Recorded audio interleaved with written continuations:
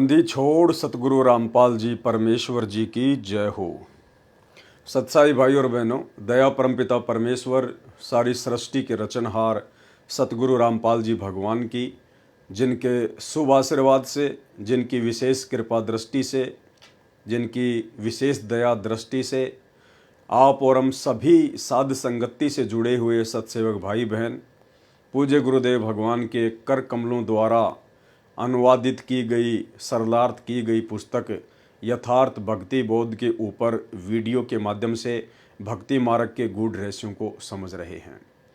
भाइयों और बहनों, इस कलयुग की बिचली पीढ़ी में गुरुदेव भगवान के द्वारा हम चंद आत्माओं को अपनी लाखों की संगत में से जो साध संगति बख्शी गई है, उसके लिए हम परमेश्वर सतगुरु रामपाल जी परमात्मा के सदा ऋणी रहेंगे। और इस महा उपकार के लिए पूज्य गुरुदेव भगवान का हम जितनी बार भी दंडोत प्रणाम करें उतना ही कम है। तो संध्या आरती का आज लास्ट वीडियो होगा और उसे शुरू करने से पहले पूज्य गुरुदेव भगवान से आशीर्वाद प्राप्त करेंगे, गुरुदेव भगवान का जयकारा लगाएंगे। बंदी छोड़ सतगुरु रामपाल जी परमेश्वर जी की जय हो। परमपिता परमात्मा सारी सृष्टि के रचनहार, कुल मालिक, असंख्य ब्रह्मांडों के स्वामी, जगत गुरु, तीनों लोकों में प्रवेश करके सबका भरण पोषण करने वाले राजाधिराज, आत्माधार, नाथों के नाथ, देवों के देव, महादेव, सर्वेश्वर, महेश्वर, मृत्युंजय, अजरो अमर, आदि अनादि सनातनी प्रभु, जगत पिता जगदीश्वर, श्री श्री 1008 की उपाधि के वास्तविक अधिकारी, अकाल मूर्त सौद स्वरूपी राम वासुदेव, सर्वगतम ब्रह्म, परम पूज्य, प्रथम पूज्य, परम संत, परम पुरुष, परम धनी, परम दयालु, सत्य कबीर, हक्का कबीर, अल्लाहु कबीर, अल्लाहु अकबर, बाखबर, अल्लाह ताला, जगत के तारणहार, जगत के मुक्तिदाता, जगत के जगन्नाथ, हारे के सहारे, हिंदुओं के राम, मुसलमानों के अल्लाह, सिखों के वाहिगुरु, ईसाइयों के मसीह, दया के सागर दया निधि, करुणा के सागर करुणा निधि, स्वयंभू परिभू, संकट मोचन, कष्ट हरण, मंगल करण, दुख भंजन, अविगत कबीर, निर्विकार निर्विषम परमात्मा, अलय अलेख सतगुरु, आदि अनादि सतगुरु, असली मर्यादा पुरुषोत्तम, असली राम, असली कृष्ण, असली घनश्याम, असली मुरारी, राजाओं के राजा, महाराजाओं के महाराजा, शहंशाहों के शहंशाह, सम्राटों के सम्राट, भगवानों के भगवान, अल्लाहों के अल्लाह, प्रभुओं के प्रभु, मसीहाओं के मसीह, सच्चे वाहिगुरु, बाबाओं के बाबा, पीरों के पीर, सेठों के सेठ, जगत सेठ, सावड़सा सेठ, सर्वगुण संपन्न, अनंत कोटि कलाओं के स्वामी, अनंत कोटि ब्रह्मांडों के नायक, योगियों में महायोगी, ध्यानियों में महाध्यानी, सिद्धों में परम सिद्ध, ज्ञानियों में तत्व ज्ञानी, ब्रह्म ज्ञानी, महाज्ञानी, परम ज्ञानी, सर्वश्रेष्ठ ज्ञानी, विज्ञानी, युवा कबीर, समरथ कबीर, असमवात, अमित ओजा, सच्चे रहनुमा, करीम अल्लाह, सुभान अल्लाह, दुनिया के अंतिम पैगंबर, 8 सितंबर 1951 से गांव धनाना, जिला सोनीपत, हरियाणा, भारतवर्ष की पावन भूमि पे प्रकट रियल कल की भगवान श्री नारायण साकार हरि, बाबा साहेब, संत श्रोमणी सतगुरु रामपाल जी परमेश्वर जी के चरण कमल में साध संगति से जुड़े हुए देश विदेश से हम सभी सत्सेवक भाई बहनों का अनंत कोटि दंडोत प्रणाम। तो भाई और बहनों, गुरुदेव भगवान के आशीर्वाद से संध्या आरती का ये लास्ट वीडियो है और अब ये जो वाणियाँ हैं हम यहाँ से शुरू करेंगे। वाणी: कबीर गुरुजी तुम ना बिसरियो, लाख लोग मिल जाहीं, हमसे तुमको बहुत हैं पर तुमसे हमको नाही। यानी एक सच्चे भगत ने किस तरह से अपने गुरुदेव भगवान से विनती करनी चाहिए, उनसे आधीन होकर दासातन अपने अंदर धारण करके अपने पूज्य गुरुदेव भगवान को ही परमात्मा मानकर उनसे प्रार्थना स्तुति करनी चाहिए, ताकि परमेश्वर हमसे प्रसन्न हो और हमें वो इच्छित वस्तु तुरंत प्रदान करें जिसके लिए हम आत्माओं को भटकते भटकते असंख्य युग हो चुके हैं, यानी मोक्ष। और भाइयों और बहनों, सबसे पहली जो कंडीशन है मोक्ष प्राप्त करने की, गुरुदेव भगवान बार बार सत्संग में कहते हैं कि सबसे पहले आपने अपनी पिछली गलतियों को सुधारना पड़ेगा।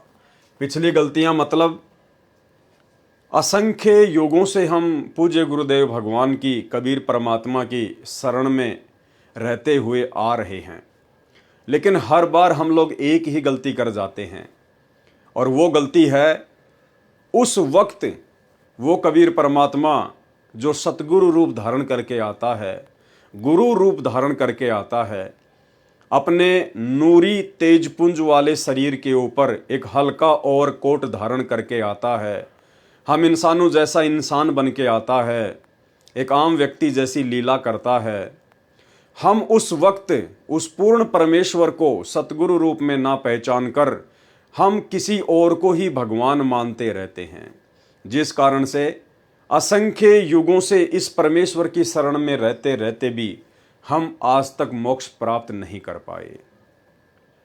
और वर्तमान में गुरुदेव ने सबसे पहले हमें यही बात समझाई कि जो गलती तुमने 650 साल पहले की थी वो गलती आज मत दोहराना। और 650 साल पहले सबसे बड़ी गलती थी गुरु को परमात्मा ना मानने की गलती। परमेश्वर ने बार बार अपने सत्संगों में हम समझाया। एक छोटा सा सत्संग आपको सुनाएंगे जिसमें परमेश्वर कह रहे हैं कि 650 साल पहले तुम्हें जो सुख हो रहे थे उस आधार से तुम केवल ऊपरी मन से, केवल जुबान से अपने गुरु को परमात्मा कहते थे कि हमारे गुरुजी तो परमात्मा आए हुए हैं, हमारे गुरुजी तो भगवान हैं।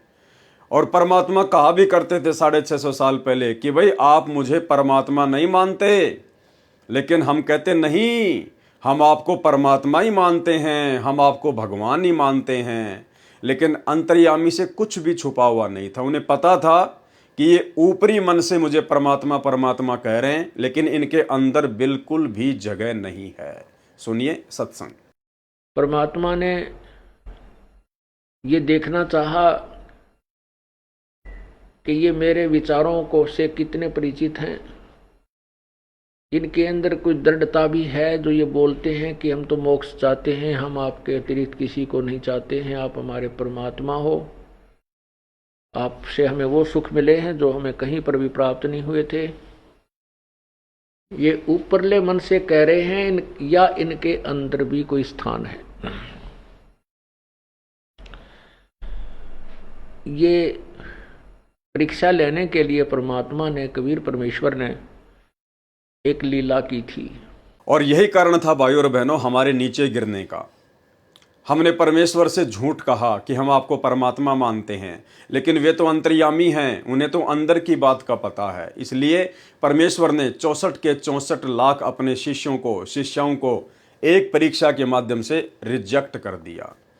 और आज वर्तमान में सतगुरु रामपाल जी भगवान स्वयं वो कबीर परमात्मा सतलोक से अवतरित हैं, सतलोक से इस मृतलोक में प्रकट हैं, विद्यमान हैं। और यदि आज भी हमने वही गलती कर दी जो गलती हम 650 साल पहले करके आ चुके हैं, जो गलती हम युगों युगों से करते आ रहे हैं, तो क्या फायदा फिर इस कलयुग की बिचली पीढ़ी में 21वीं सदी में पैदा होने का, ये मनुष्य शरीर प्राप्त करने का, ये शिक्षा प्राप्त करने का, गुरुदेव भगवान के इतने प्रयत्न का, उनके द्वारा इतना संघर्ष जो ये सबूत और प्रमाण दिखाने के लिए किया गया है, आप और हम आत्माओं को जगाने के लिए किया गया है, फिर क्या फायदा उस चीज का।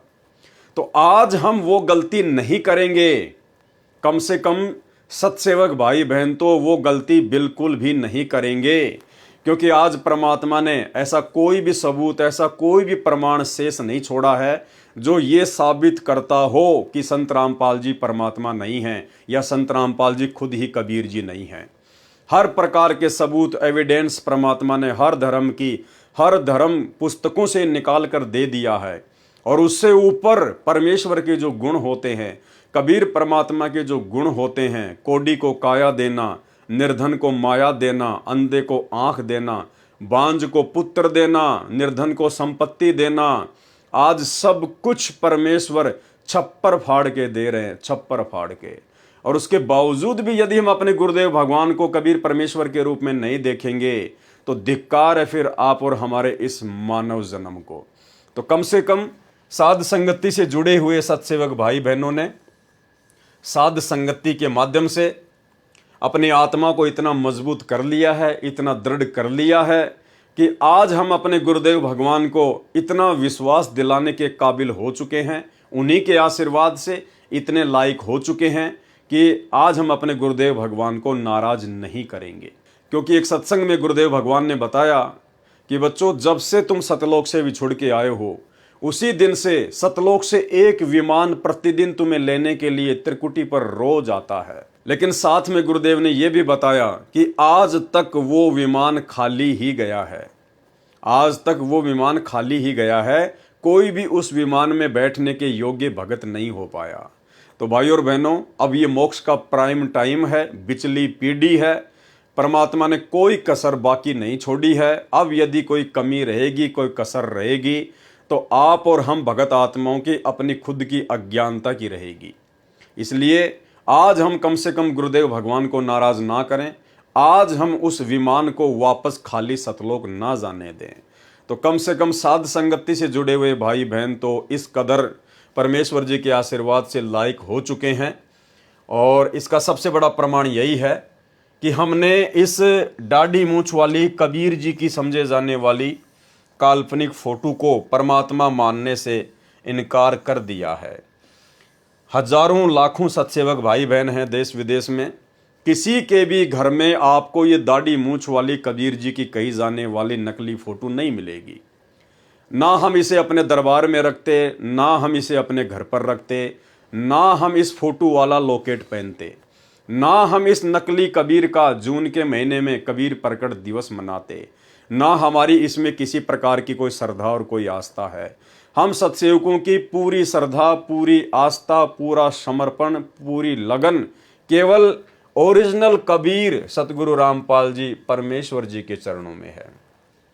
तो आज हम कम से कम अपने गुरुदेव भगवान को यकीन दिला सकते हैं कि आज हम उनके साथ सतलोक जाने के काबिल हो रहे हैं। और यदि थोड़ी बहुत कोई कमी होगी तो उसको भी सतगुरु रामपाल जी परमेश्वर अपने आशीर्वाद से, अपनी भक्ति से, अपनी दया दृष्टि से हम सत्सेवकों की उन कमियों को भी पूरा करेंगे, हमें इतना विश्वास है।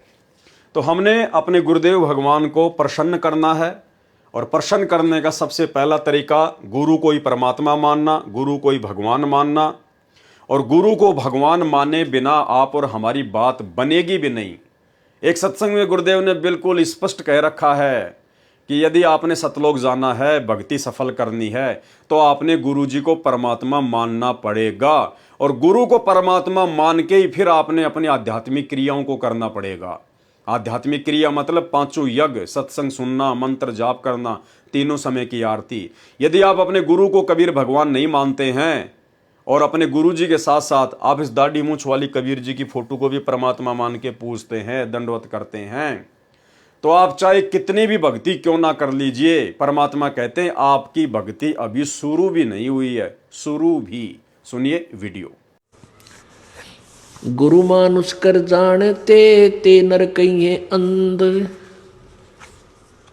अब आपको उदाहरण भी बताया था कि गुरु जी को भगवान मानकर ही हमने अपनी आध्यात्मिक क्रियाओं को करना पड़ेगा। क्योंकि आप जब गुरु जी के पास जाओगे तो आपके मन में ये होगा, यदि इनके स्थान पर भगवान होते आज तो आप कैसा व्यवहार करते। निष्कपट गदगद आत्मा और चेहरे की तरह इन्हें देखते रहते। तो ऐसे आप में विनम्रता आवेगी, आपका अंतःकरण नरम होगा, आपका दोष दूर होने लग जाएगा। यदि आप इस दास को अपने जैसा ही एक व्यक्ति समझोगे, भाई थोड़ी बहुत दो बात सीख रहा है, गुरुजी है नाम देता ले लेता हूँ, इससे लाभ नहीं होगा। लाभ होगा तभी जब आपके हृदय में असीम श्रद्धा होगी इस दास के प्रति। एज ए गॉड आपने मानना पड़ेगा इस इक्वेशन को, इस प्रश्न को हल करने के लिए, जन्म और मृत्यु के इस प्रश्न से पीछा छुटवाने के लिए, हल को सोल्व करने के लिए, प्रॉब्लम को आपने मानना पड़ेगा। ये रूल है ईश्वर का। तो आप अपने हृदय से मानोगे, औपचारिकता नहीं, हृदय से करना पड़ेगा। तो भाई और बहनों, इतने सारे प्रमाण, इतने सारे सबूत देखने के बाद अब हम वो गलतियां करने से बचें जिन गलतियों के कारण असंख्य जन्मों से हम इसी काल के 21 ब्रह्मांड में चक्कर काट रहे हैं।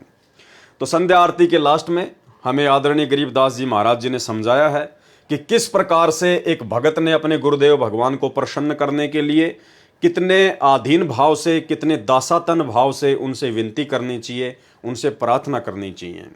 कबीर गुरुजी तुम ना बिसरियो, बिसरियो यानी भूलना, कि हे गुरुदेव भगवान, हे परमपिता परमात्मा, सारी सृष्टि के रचनहार, आप हम तुच्छ 2 कोटि के जीवों को परमेश्वर भूल मत जाना। हे गुरुदेव, आप अपने चरणों में रखना, आप अपनी नज़रों में रखना परमात्मा। हम तो रास्ते के रोड़े हैं परमेश्वर, हम तो मिट्टी के धूल के कण के बराबर भी नहीं है परमात्मा, लेकिन आप समर्थ हैं, आप जानी जान हैं, सब कुछ जानने वाले हैं, अंतर्यामी हैं। इसलिए हे परमात्मा, हे गुरुदेव भगवान, आप अपने दास को बिल्कुल भी ना भूलियो परमात्मा, चाहे लाख लोग मिल जाएं। हे गुरुदेव, आप तो समर्थ हैं, परमात्मा हैं। आने वाले समय में पूरे विश्व में, पूरी दुनिया में आपके नाम का, आपकी भक्ति का डंका बजेगा। केवल एक झंडा होगा, एक भाषा होगी, एक ही ज्ञान होगा, और एकमात्र आप ही परमात्मा होंगे, आप ही सतगुरु होंगे। तो आपकी शरण में तो परमेश्वर लाखों अरबों खरबों जीव आएंगे। ये परमेश्वर, हमसे बढ़कर एक से एक भगत आपकी शरण में आएंगे, एक से एक आत्मा आपकी शरण में आएंगी। हम तो उन आत्माओं के भी पैरों की धूल के बराबर नहीं है गुरुदेव भगवान। ऐसी स्थिति में गुरुदेव, आप अपने इस तुच्छ छोटे से नाचीज भगत को ना भूल जाना परमात्मा। हमसे तुमको बहुत हैं। हे परमेश्वर, हमारे जैसे 2 कोटि के जीव तो आपके लिए बहुत हैं, असंख्य हैं परमात्मा। हमारे जैसे तो ना जाने कितने भगत हैं आपके परमात्मा, लेकिन गुरुदेव भगवान, आप जैसे सतगुरु हमको बिल्कुल भी नहीं मिलेगा। तुमसे हमको नहीं, आप जैसे सतगुरु हमें नहीं मिलेंगे। हमारे जैसे भगत तो आपको लाखों मिल जाएंगे, करोड़ों मिल जाएंगे परमात्मा, लेकिन आप जैसे सतगुरु फिर हमें और दूजा कोई नहीं मिलेगा। इसलिए गुरुदेव भगवान, हमें अपने चरणों में बनाए रखना। कबीर गुरुजी, तुम ना भूलियो, चाहे लाख लोग मिल जाहीं। हमसे तुमको बहुत हैं, पर तुमसे हमको नाही। कबीर, तुमरे बिसारे क्या बने। बिसारना यानी भूल जाना, भुला देना। मैं किसकी शरण में जाऊं, शिव विरंची मुनि नारदा, तिनके हृदय न समाऊं। हे गुरुदेव भगवान, हे सतगुरु रामपाल जी परमेश्वर, तुमरे बिसारे क्या बने, मैं किसकी शरण में जाऊं। हे गुरुदेव भगवान, यदि आपने हमें भुला दिया, यदि आपने हमें अनदेखा कर दिया, तो परमेश्वर मैं किसकी शरण में जाऊंगा, और कौन है आपके अलावा जिसकी शरण ग्रहण करनी चाहिए। आप सबसे सर्वशक्तिमान हैं, आप सर्वज्ञ हैं परमेश्वर, सर्व सृष्टि के रचनहार हैं। आपके अलावा परमात्मा इस सृष्टि में अन्य कोई देव नहीं है जिसकी शरण ग्रहण करनी चाहिए, जो हमें मुक्ति दिला दे, जो हमें मोक्ष दिला दे, जो हमें 84 लाख योनियों के कष्टों से दूर कर दे। तुमरे बिसारे क्या बने, जो मैं किसकी शरण में जाऊं। शिव विरंची मुनि नारदा, तिनके हृदय न समाऊं। शिव यानी शंकर भगवान, विरंची यानी श्री ब्रह्मा जी, मुनि नारदा यानी ब्रह्मा जी का पुत्र नारद। कहते हैं परमात्मा, आपने यदि हमें नीचे गिरा दिया, आपने यदि हमें भुला दिया, तो परमात्मा हम तो ना घर के रहेंगे ना घाट के रहेंगे गुरुदेव भगवान। क्योंकि आपकी भक्ति लेने के बाद हमने अन्य सभी देवी देवताओं की पूजा पाठ करना छोड़ दिया है। हमने उनको अपने इष्ट रूप में मानना छोड़ दिया है। जो पहले हम अज्ञानता के चलते उनको अपना भगवान मानते थे, अपना इष्ट मानते थे। हे परमेश्वर, जब से हमने आपको अपना इष्ट बनाया है, आप सतगुरु को ही हमने अपना इष्ट बनाया है, अपना परमात्मा बनाया है, अपना भगवान माना है, तब से ये अन्य नकली भगवान, 21 ब्रह्मांड की सभी शक्तियां, 33 करोड़ देवी देवता, ब्रह्मा विष्णु महेश, काल दुर्गा, ये भी हमसे नाराज हैं, हमसे खफा हैं, और ये मौका देख रहे हैं कि कब ये भगत अपने सतगुरु के चरणों से दूर हटे, कब ये भगत मर्यादा तोड़े, और मैं इसको अपने जाल में, अपने षड्यंत्र में पहले से कहीं ज्यादा जबरदस्त तरीके से फंसा लूं। तो हे परमेश्वर, हे सतगुरुदेव भगवान, आपके अलावा तो यहाँ सब हमारे शत्रु ही शत्रु हैं परमात्मा। यदि आपने भुला दिया हमें, तो परमात्मा किसी और की शरण में जाने के लायक नहीं हैं। ये शिव विरंची मुनि नारदा, ये सब हमारे से खफा हैं, हमारे से नाराज हैं। तिनके हृदय ने समाऊं। परमात्मा, अब हम इनको अच्छे नहीं लगते, अब हम इनके हृदय में समाने के लायक बिल्कुल भी नहीं है। इसलिए परमेश्वर, आपके अलावा हम जीवों का सृष्टि में, इस ब्रह्मांड में और कहीं कोई ठोर ठिकाना नहीं है। इसलिए है गुरुदेव भगवान, हम तुच्छ, नीच, जड़ बुद्धि, मंद बुद्धि, महाअज्ञानी 2 कोटि के जीवों को अपनी शरण में रखना परमात्मा, आपसे इतनी अरदास है। कबीर अवगुण किए तो बहुत किए, करत न मानी हार, और भावे बंदा बख्श दियो, भावे गर्दन तार। हे गुरुदेव भगवान, हे कबीर परमात्मा सतगुरु रामपाल जी परमेश्वर, आप जी की शरण में आने से पहले परमात्मा अवगुण किए तो बहुत किए। मालिक, हमने बहुत अवगुण किए, बहुत कुकर्म किए परमात्मा। शुभ कर्म हमने एक भी नहीं किया, क्योंकि ना ज्ञान था, ना भक्ति थी, ना परमात्मा था। काल की आगोश में थे, काल सिर पर बैठा था परमात्मा। इसने जो भी कर्म करवाए स्वार्थ के लिए उल्टे ही कर्म करवाए। तो अवगुण किया तो बहुत किया, करत न मानी हार, कभी थके नहीं परमात्मा। और भावे बंदा बख्श दियो, भावे गर्दन तार। हे गुरुदेव भगवान, अब हम आपकी शरण में आ गए हैं परमात्मा, आप समर्थ की शरण में आ गए हैं। हे परमेश्वर, अब हम आपके ऊपर छोड़ते हैं परमात्मा, फैसला आपके ऊपर छोड़ते हैं गुरुदेव भगवान। आप चाहो तो अपने दास के उन कुकर्मों को, उन घटिया कर्मों को माफ कर देना, भावे बंदा बख्श दियो। चाहे तो इस बंदे को, इस भगत को माफ कर देना, इसको बख्श देना, भावे गर्दन तार। या चाहे परमेश्वर आप इस दास को मौत के घाट उतार देना, चाहे दास की गर्दन उड़ा देना परमात्मा। हमने अपने आप को आपके चरणों में समर्पित कर दिया है गुरुदेव। अब जो भी करना होगा आप करेंगे परमात्मा, आपसे कोई सवाल नहीं होगा किसी भी प्रकार का।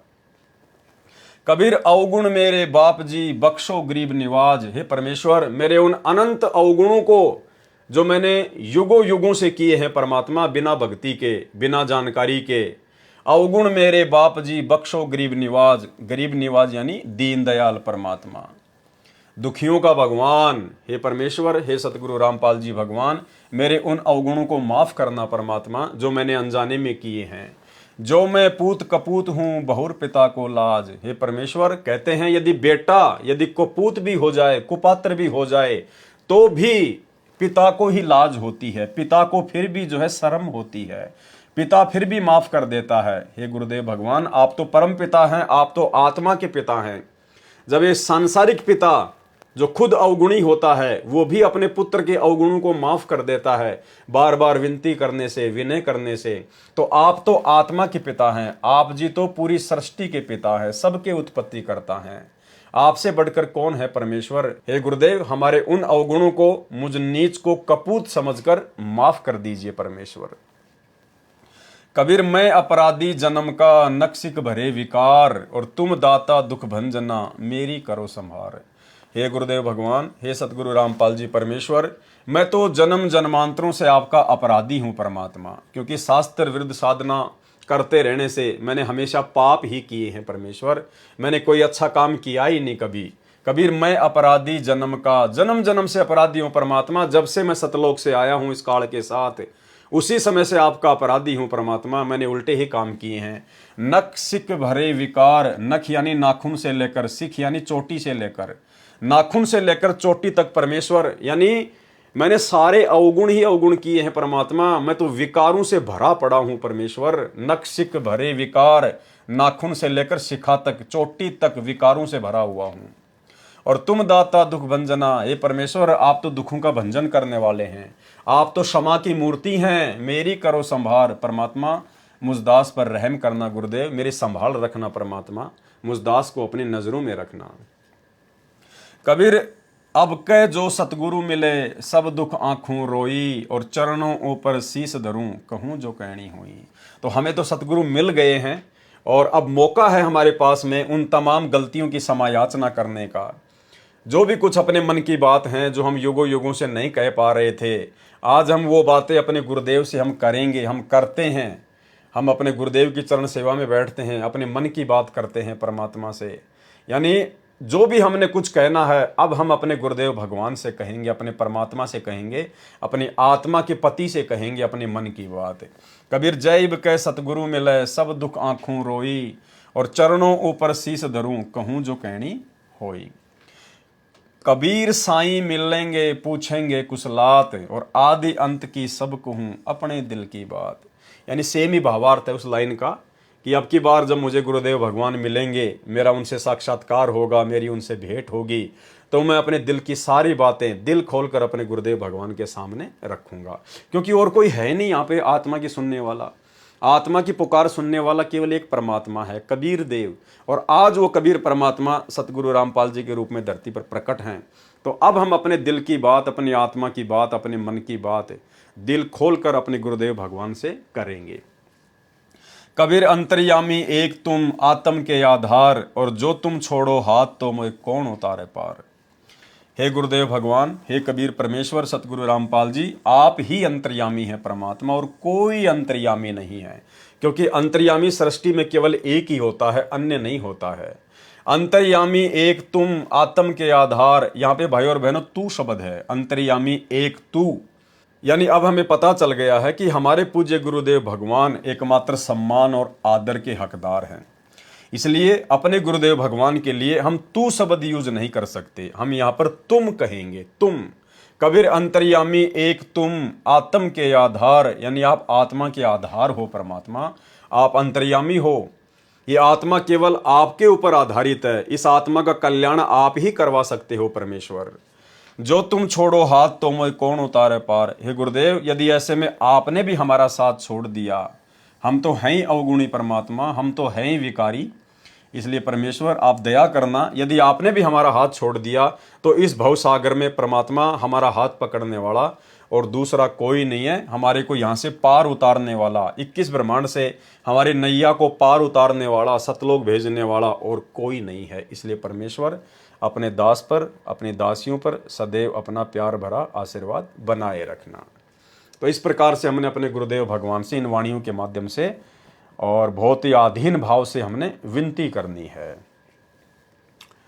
कबीर जी के दोहे का सरलार्थ परमेश्वर कबीर जी ने चित्रार्थ किया है कि भगत की कैसी श्रद्धा होनी चाहिए। भगत की अपने गुरु जी के प्रति ऐसी श्रद्धा होनी चाहिए। कैसी?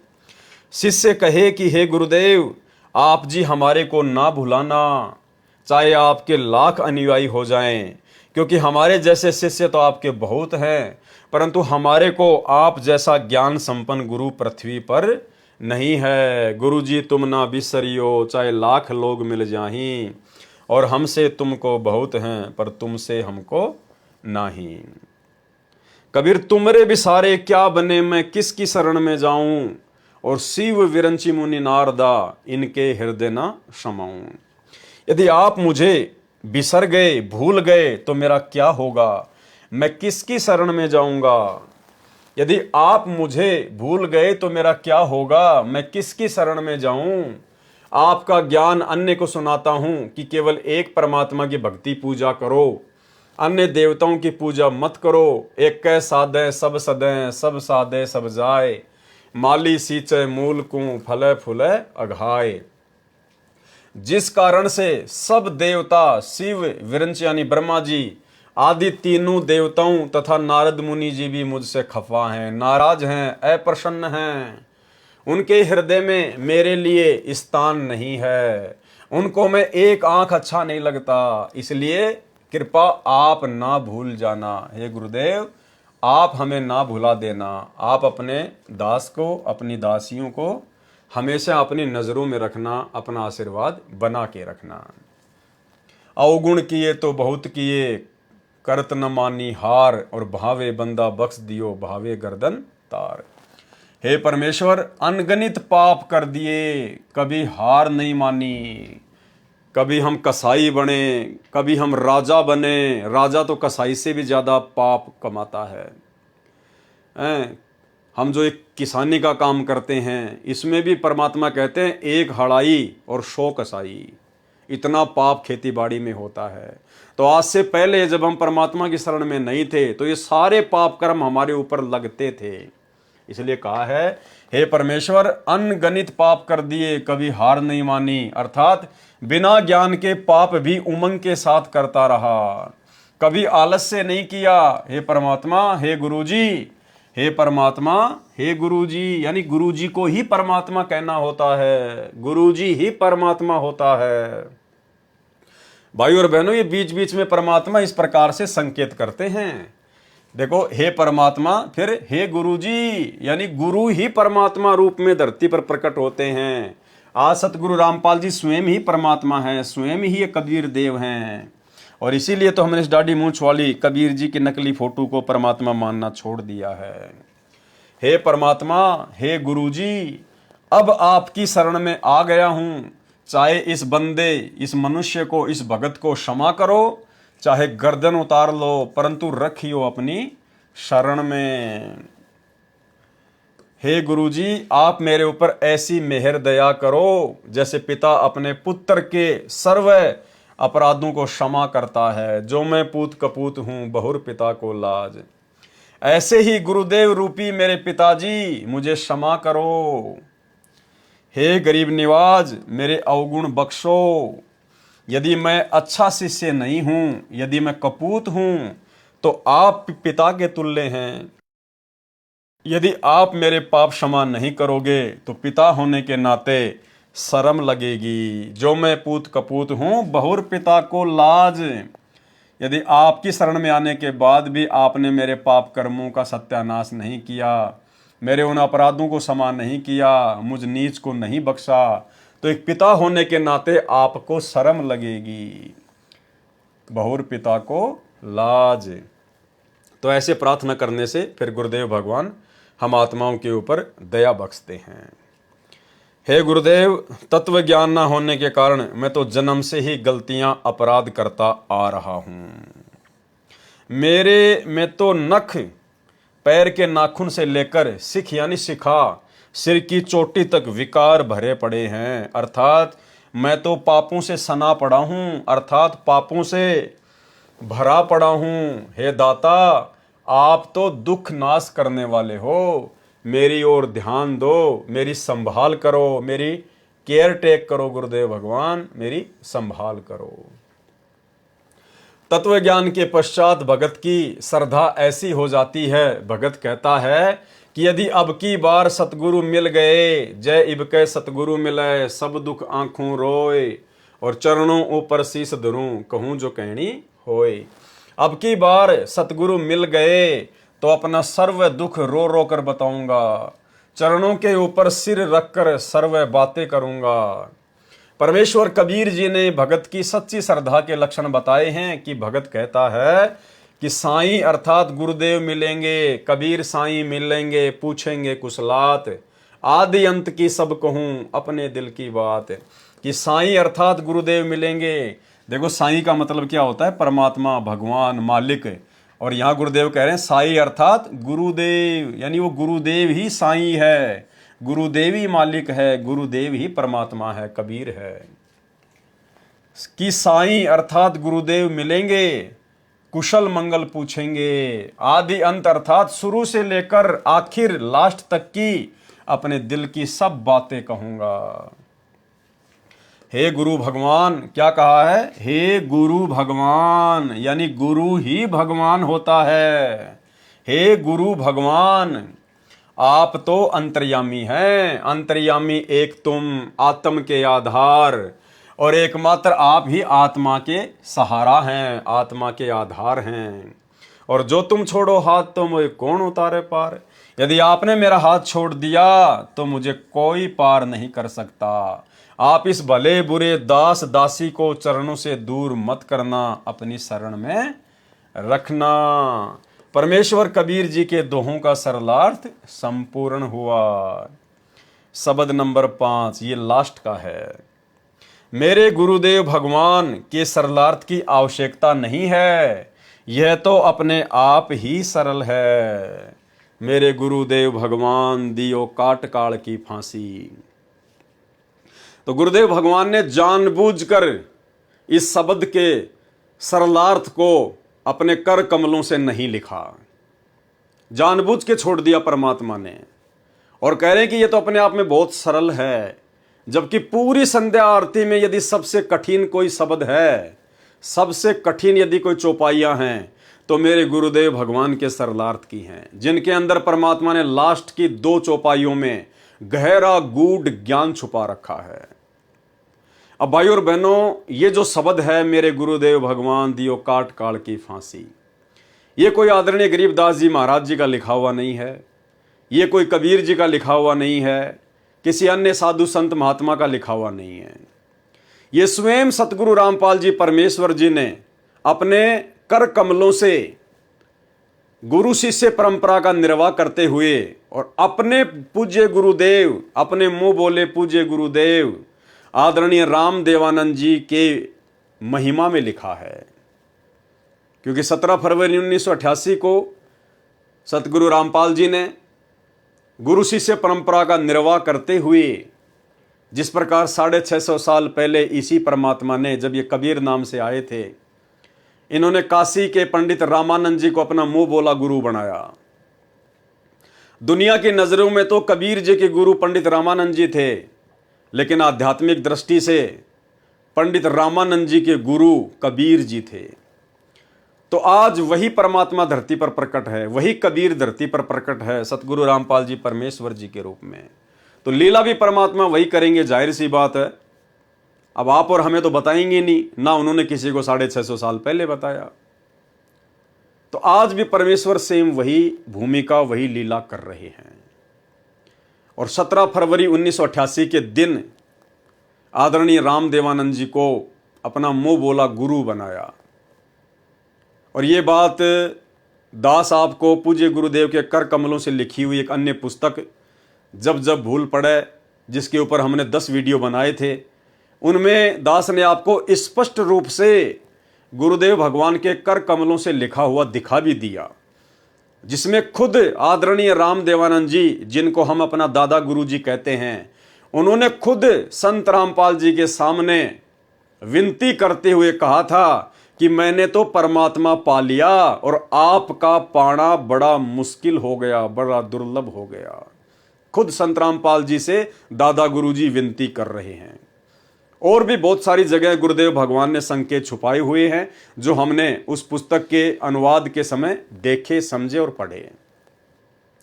तो भाई और बहनों, ये जो शब्द है महिमा का, मेरे गुरुदेव भगवान दियो काट काल की फांसी, ये सतगुरु रामपाल जी परमेश्वर जी ने अपने मुंह बोले गुरु आदरणीय राम देवानंद जी की महिमा में लिखा है, गुरु शिष्य परंपरा का निर्वाह करते हुए। आप और हमें ये सिखाने के लिए, ये समझाने के लिए कि एक सच्चे भगत का अपने गुरुजी के प्रति कितना प्रेम होना चाहिए, गुरुजी के प्रति कितनी श्रद्धा होनी चाहिए, कितनी अगाध और अटूट श्रद्धा होनी चाहिए। तो गुरुदेव ने जानबूझकर आप और हमारी परीक्षा के लिए, आप और हम भक्तों की कॉमन सेंस को चेक करने के लिए जानबूझकर सतगुरु रामपाल जी परमेश्वर जी ने यहां पर यह लिखा है कि मेरे गुरुदेव भगवान के सरलार्थ की आवश्यकता नहीं है, यह तो अपने आप ही सरल है। भाई और बहनों, ये संध्या आरती हम करते हैं रोजाना। ये तीनों समय की आरतियां गुरुदेव ने भक्ति बोध पुस्तक में डालकर आप और हमें दी हुई है। किस लिए? अपने गुरुदेव भगवान की स्तुति के लिए, उनकी महिमा के लिए। और लास्ट में जब हम संध्या आरती करते हैं और लास्ट का जो ये शब्द है मेरे गुरुदेव भगवान, तो आप और हम रोज अपने गुरुदेव भगवान की स्तुति करते हैं, महिमा करते हैं। तो अपनी स्तुति को, अपनी महिमा को गुरुदेव भगवान कैसे लिखकर बताएंगे? क्या हमारे अंदर इतनी कॉमन सेंस भी नहीं है? क्या तत्वदर्शी संत की शरण में आने के बाद और 30 वर्षों से इतना ज्ञान लेने के बाद क्या आज भी गुरु को यह बताने की आवश्यकता पड़ेगी कि भाई तुम लोगों ने किस प्रकार से मेरी महिमा करनी है, तुम भक्तों ने किस प्रकार से अपने गुरु सतगुरु रामपाल जी को महत्व देना है? क्या आज भी गुरुजी बताएंगे हमें? तो फिर धिक्कार है आप और हमारे को, जो हमने गुरुदेव भगवान से इतना अनमोल तत्व ज्ञान प्राप्त किया और उसके बावजूद भी हम गुरु महिमा को नहीं समझ पा रहे, गुरु के महत्व को नहीं समझ पा रहे। तो इस शब्द का सरलार्थ ना करके गुरुदेव भगवान ने आप और हमारे ऊपर छोड़ दिया, आप और हमारी कॉमन सेंस के ऊपर छोड़ दिया कि भाई मैंने तो एक भगत का रोल करते हुए और एक भगत के गुरुजी के प्रति क्या भाव होने चाहिए, मैंने तो पूरी श्रद्धा के साथ में ये शब्द गाया है। अब तुम भक्तों की मेरे प्रति कितनी श्रद्धा है? तुम भक्तों ने अपने सतगुरु रामपाल जी को कितना समझा है, कितना जाना है, कितना पहचाना है? अब ये तुम्हारी कॉमन सेंस के ऊपर है कि तुम भी रट्टा ही मारोगे क्या, कि जैसे मैंने अपने गुरुजी के लिए वो शब्द लिख दिया मेरे गुरुदेव भगवान, और लास्ट की 2 चौपाइयों में सतगुरु रामपाल जी अपने मुंह बोले गुरुजी की उनका नाम लिखकर महिमा कर रहे हैं। तो हम भक्तों की क्या जिम्मेदारी बनती है? अरे हमारे गुरु सतगुरु रामपाल जी हैं, आदरणीय राम देवानंद जी हमारे गुरु जी नहीं हैं। हम अपने गुरुदेव सतगुरु रामपाल जी परमेश्वर जी की महिमा के लिए पैदा हुए हैं। हम दादा गुरु जी की महिमा करने के लिए पैदा नहीं हुए। दादा गुरु जी तो आप और हमारी तरह खुद एक भगत थे, आप और हमारी तरह एक सामान्य मानुष थे, इंसान थे। उनको तो गुरु जी ने खड़ा किया था लोक दिखावे में, गुरु शिष्य परंपरा का निर्वाह करने के लिए। तो ये आप और हमारी कॉमन सेंस के ऊपर छोड़ दिया सतगुरु रामपाल जी परमेश्वर जी ने कि हम क्या करेंगे इस शब्द को लेकर, या फिर तोते की तरह रट्टा ही मारेंगे। जैसा सतगुरु रामपाल जी अपने गुरु जी की महिमा कर रहे हैं तो हम भी उन्हीं वाणियों को वैसा ही बोलेंगे। तो फिर महिमा किसकी हुई, दादा गुरु की या सतगुरु रामपाल जी परमेश्वर जी की? तो शब्द क्या है? ये शब्द है, मेरे गुरुदेव भगवान भगवान दियो काट काल की फांसी। सबसे पहले तो भाई और बहनों, संध्या आरती के माध्यम से हम जितने भी सतगुरु रामपाल जी परमेश्वर जी के शिष्य और शिष्या हैं, उनकी महिमा में इस भजन को गाने का, इस शब्द को गाने का औचित्य तभी बनता है जब आप गुरुदेव शब्द के अर्थ को समझ जाएं कि गुरुदेव का मतलब क्या होता है, गुरुदेव का मीनिंग क्या होता है, परिभाषा क्या होती है गुरुदेव की।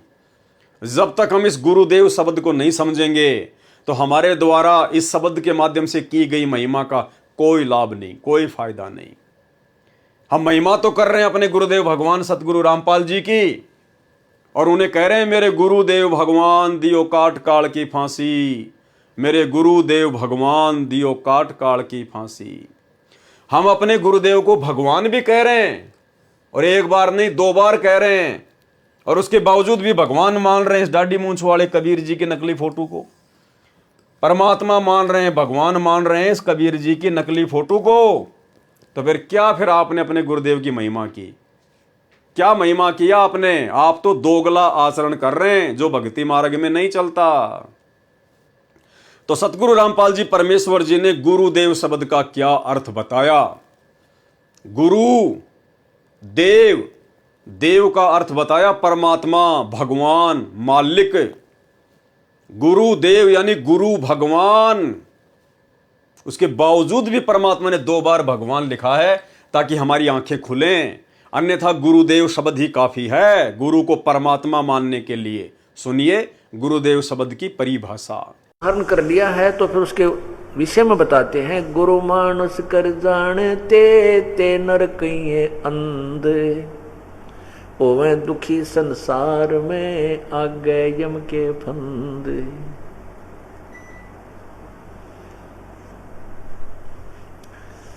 जो व्यक्ति गुरु को एक सिंपल मैन मानता है, साधारण व्यक्ति मानता है, मनुष्य मानता है, तो कहते हैं उनको ज्ञान वाली आँखियां नहीं हैं, वो अंधे हैं।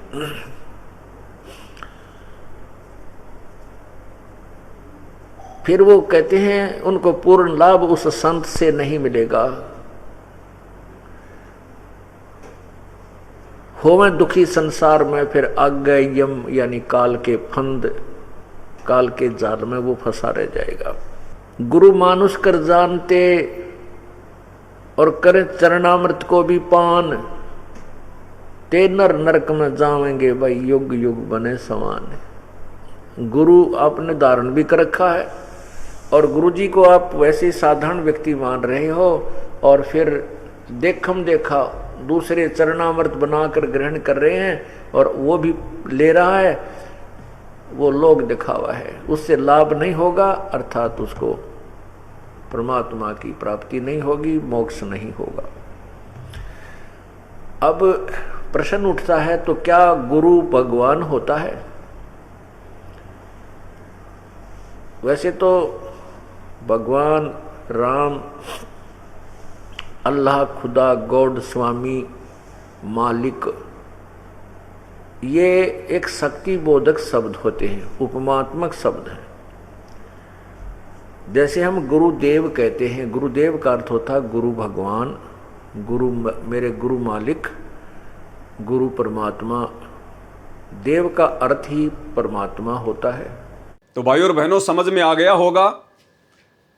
उसके बाद मेरे गुरुदेव भगवान दियो काट काल की फांसी। हमने केवल अपने गुरुदेव भगवान से ही विनती करनी है, केवल उन्हीं से प्रार्थना करनी है।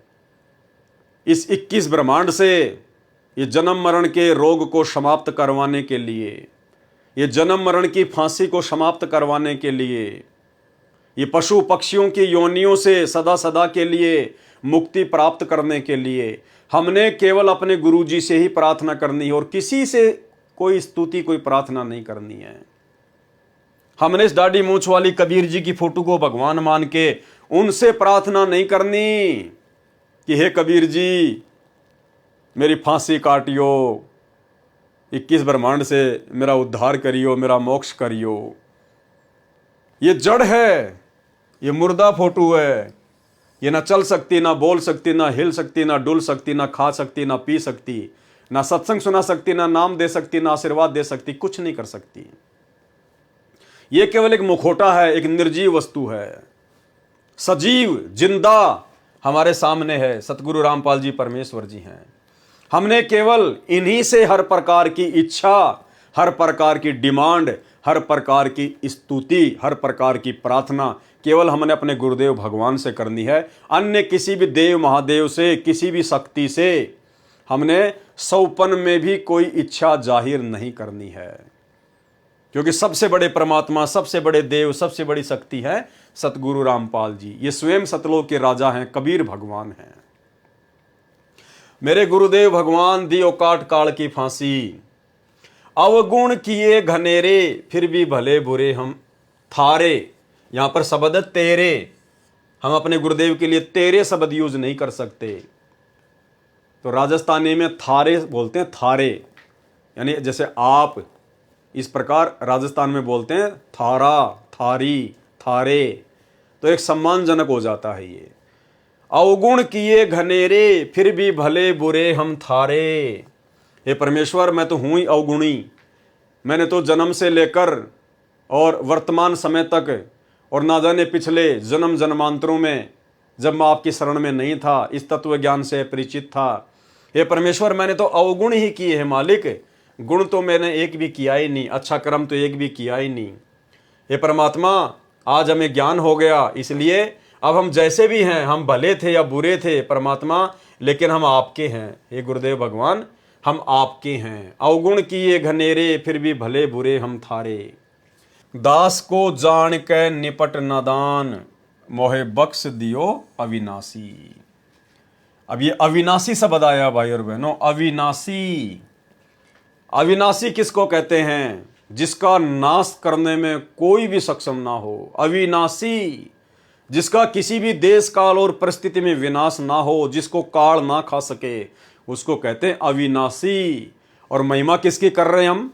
अपने गुरुदेव भगवान की। तो हमने अविनाशी शब्द ये किसके लिए यूज किया? अपने गुरुदेव भगवान के लिए, सतगुरु रामपाल जी परमेश्वर जी के लिए। तो कौन है सतगुरु रामपाल जी परमेश्वर?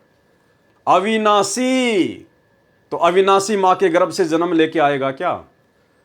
अरे अविनाशी परमात्मा 8 सितंबर 1951 को मां के गर्भ से जेल में लिपट के आएगा क्या? ये कॉमन सेंस की बात है। और इसीलिए हम सत्सेवकों ने सतगुरु को अविनाशी मानकर 8 सितंबर को इनका प्रकट दिवस मनाना शुरू किया। और इस कागज की फोटो को जो कबीर भगवान की समझी जाती है, हमने इसको रिजेक्ट कर दिया कि हमारे अविनाशी हमें समझ में आ चुके हैं। अविनाशी सतगुरु, अविनाशी परमात्मा केवल सतगुरु रामपाल जी परमेश्वर हैं। तो यहां पर अविनाशी शब्द कहकर परमेश्वर की महिमा की गई है, अविनाशी कहकर। तो भाई या तो आप सतगुरु रामपाल जी परमेश्वर जी को अविनाशी कहना छोड़ दो। अगर आप जी इस दाढ़ी मूंछ वाली कबीर जी की फोटो को भगवान मानते हैं, जून के महीने में इसका प्रकट दिवस मनाते हैं, तो फिर आप संत रामपाल जी को अविनाशी कहना छोड़ दीजिए। फिर आप ये दो नाव की सवारी भक्ति मार्ग में नहीं चलेगी। ना घर के रहोगे, ना घाट के, अंत में धोबी के कुत्ते बन के घूमोगे यहीं पे। क्योंकि गुरु मानुष कर जानते ते नर कहिए अंध, ओमे दुखी संसार में और आ गए यम के फंद। कबीरा ते नर अंध हैं जो गुरु को कहते और हरि के रूठे ठोर हैं, गुरु रूठे नहीं ठोर। यदि आप अपने गुरु जी को परमात्मा नहीं मानते हैं, अविनाशी नहीं मानते हैं, कबीर नहीं मानते हैं, तो भाई और बहनों, फिर इस जन्म में तो मोक्ष की उम्मीद बिल्कुल भी मत करना। और अपने गुरुदेव को परमात्मा ना मानने का सबसे पहला जो पॉइंट है वो यही है, यदि आप इस दाढ़ी मूंछ वाली कबीर जी की फोटो को परमात्मा मानते हैं, आप अपने घर पर इस फोटो को रखते हैं, अपने दरबार में इस फोटो को रखते हैं, इस फोटो के आगे यदि आप जोत जलाते हैं, दंडवत करते हैं, इस फोटो का लॉकेट पहनते हैं, तो अभी आपने अपने गुरु जी को परमात्मा नहीं माना। तो यहां पर अविनाशी शब्द है। अविनाशी शब्द केवल परमेश्वर के लिए यूज होता है, और परमात्मा पूरी सृष्टि में केवल एक ही है, 2 या 3 नहीं है। और वो एक परमात्मा आज हमारे गुरुदेव भगवान के रूप में प्रकट हैं। तो इससे भी ये साबित हो जाता है कि सतगुरु रामपाल जी परमेश्वर ही पूर्ण ब्रह्म परमात्मा है, कबीर देव हैं। अब ये सारी बातें सतगुरु रामपाल जी भगवान थोड़ी बताएंगे हमें। वो थोड़ी कहेंगे कि मैं अविनाशी हूं, मैं कबीर हूं, मैं सबका भगवान हूं। इसीलिए तो परमात्मा ने इसका सरलार्थ नहीं किया, हम भक्तों की कॉमन सेंस पर छोड़ दिया कि इतना समझाने के बाद, इतना ज्ञान देने के बाद अब भी अगर ये लकीर के फकीर बने हुए हैं तो क्या फायदा फिर इनको आगे सतलोक ले जाने का। उससे अच्छा तो गंदगी यही ठीक है। तो अविनाशी का मतलब होता है वो परमात्मा जो कभी विनाश में नहीं आता। और विनाश में कौन नहीं आएगा? जिसका जन्म नहीं होता। भाई जिसका जन्म होगा वो तो मरेगा, विनाश में आएगा। और जो है अविनाशी, जो स्वयंभू है, उसका कौन क्या नाश कर देगा, कौन क्या बिगाड़ देगा। तो 8 सितंबर 1951 को सतगुरु रामपाल जी परमेश्वर किसी माँ के गर्भ से जेर में लिपट के नहीं आए आप और हमारी तरह। ये स्वयंभू परमात्मा है, ये अनंत कोटि कलाओं का स्वामी है। ये हम तुच्छ 2 कोटि के जीवों की चरम दृष्टि को धोखा देके एक क्षण में क्या लीला खेल जाए, इस परमेश्वर की गति का वारन पार नहीं है। अवगुण किए घनेरे फिर भी भले बुरे हम थारे, और दास को जान के निपट नदान हो नादान, मोहे बख्श दियो अविनाशी। अपने गुरु जी को अविनाशी कह रहे हैं। अगली वाणी, मेरे उठे उमंग सी दिल में, तुम्हें याद करूं पल पल में। हे परमात्मा, हे गुरुदेव भगवान, आपने ऐसा अनमोल ज्ञान दे दिया है, आपने ऐसा अनमोल ये तत्व ज्ञान दे दिया है। परमेश्वर, आपने आत्मा को इतनी उमंग में भर दिया है कि मैं आपको पल पल याद करूं। परमात्मा, एक पल भी आप मेरी यादों से दूर नहीं होते हो। परमात्मा, मेरे चिंतन से, मेरी सोच से आप एक पल भी दूर नहीं होते हो। अब केवल आप ही का चिंतन, आप ही का मनन, आप ही के ज्ञान के ऊपर विचार विमर्श, और परमात्मा दूसरा कोई काम नहीं। मेरे उठे उमंग सी दिल में, तुम्हें याद करूं पल पल में। आपका ऐसा मक्खन ज्ञान यो जगत बिलोवे लासी। कि हे गुरुदेव भगवान, आपने हमें जो अनमोल तत्व ज्ञान दिया है, जो सत्संग सुनाए हैं, ये तो परमात्मा मक्खन की तरह है। मक्खन की तरह, मक्खन जिसको एक बार तैयार कर दिया जाता है वो कभी खराब नहीं होता। फिर मक्खन, और ये दुनिया, ये जगत बिलोवे लासी। और ये दुनिया तो परमात्मा आपके इस मक्खन ज्ञान के अभाव में, और ये तो लस्सी को रड़क रही है, लस्सी को बिलो रही है। अरे लस्सी को मथने से कुछ भी नहीं निकलेगा, कुछ भी नहीं निकलेगा। मथ के मक्खन निकाल दिया। वो मक्खन ज्ञान तो है संत रामपाल जी का, जो सारे शास्त्रों का मंथन करके उन्होंने आप और हमें दे दिया, सार निकाल कर दे दिया। देसी घी है उनका तत्व ज्ञान। और ये दुनिया क्या कर रही है? ये घी निकालने के बाद, मक्खन निकालने के बाद में जो लस्सी बचती है, जो कि जानवरों को पिलाई जाती है, कहते हैं दुनिया तो उस लस्सी को मथ रही है कि इसमें घी निकलेगा। अब उस लस्सी में घी नहीं निकलेगा, चाहे पूरा जिंदगी उसको मथनी करते रहो, चाहे उसको रगड़ते रहो, उस लस्सी में से कभी घी नहीं निकलता। तो आप और हमारा सौभाग्य कि परमेश्वर ने हमें वो मक्खन निकाल कर दे दिया। और ये दुनिया सतगुरु रामपाल जी की शरण से वंचित होने के कारण ये तो लस्सी को रड़क रही है, ये तो लस्सी को मथ रही है, बिलो रही है। कुछ नहीं मिलेगा इन दुनिया वालों को, अंत में वहीं के वहीं रहेंगे। या दुनिया सुख से सोवे, थारा दास उठ कर रोवे। यहाँ एक शब्द आ गया फिर तेरा, तेरा की जगह बोलेंगे थारा। या दुनिया सुख से सोवे, थारा दास उठ कर रोवे।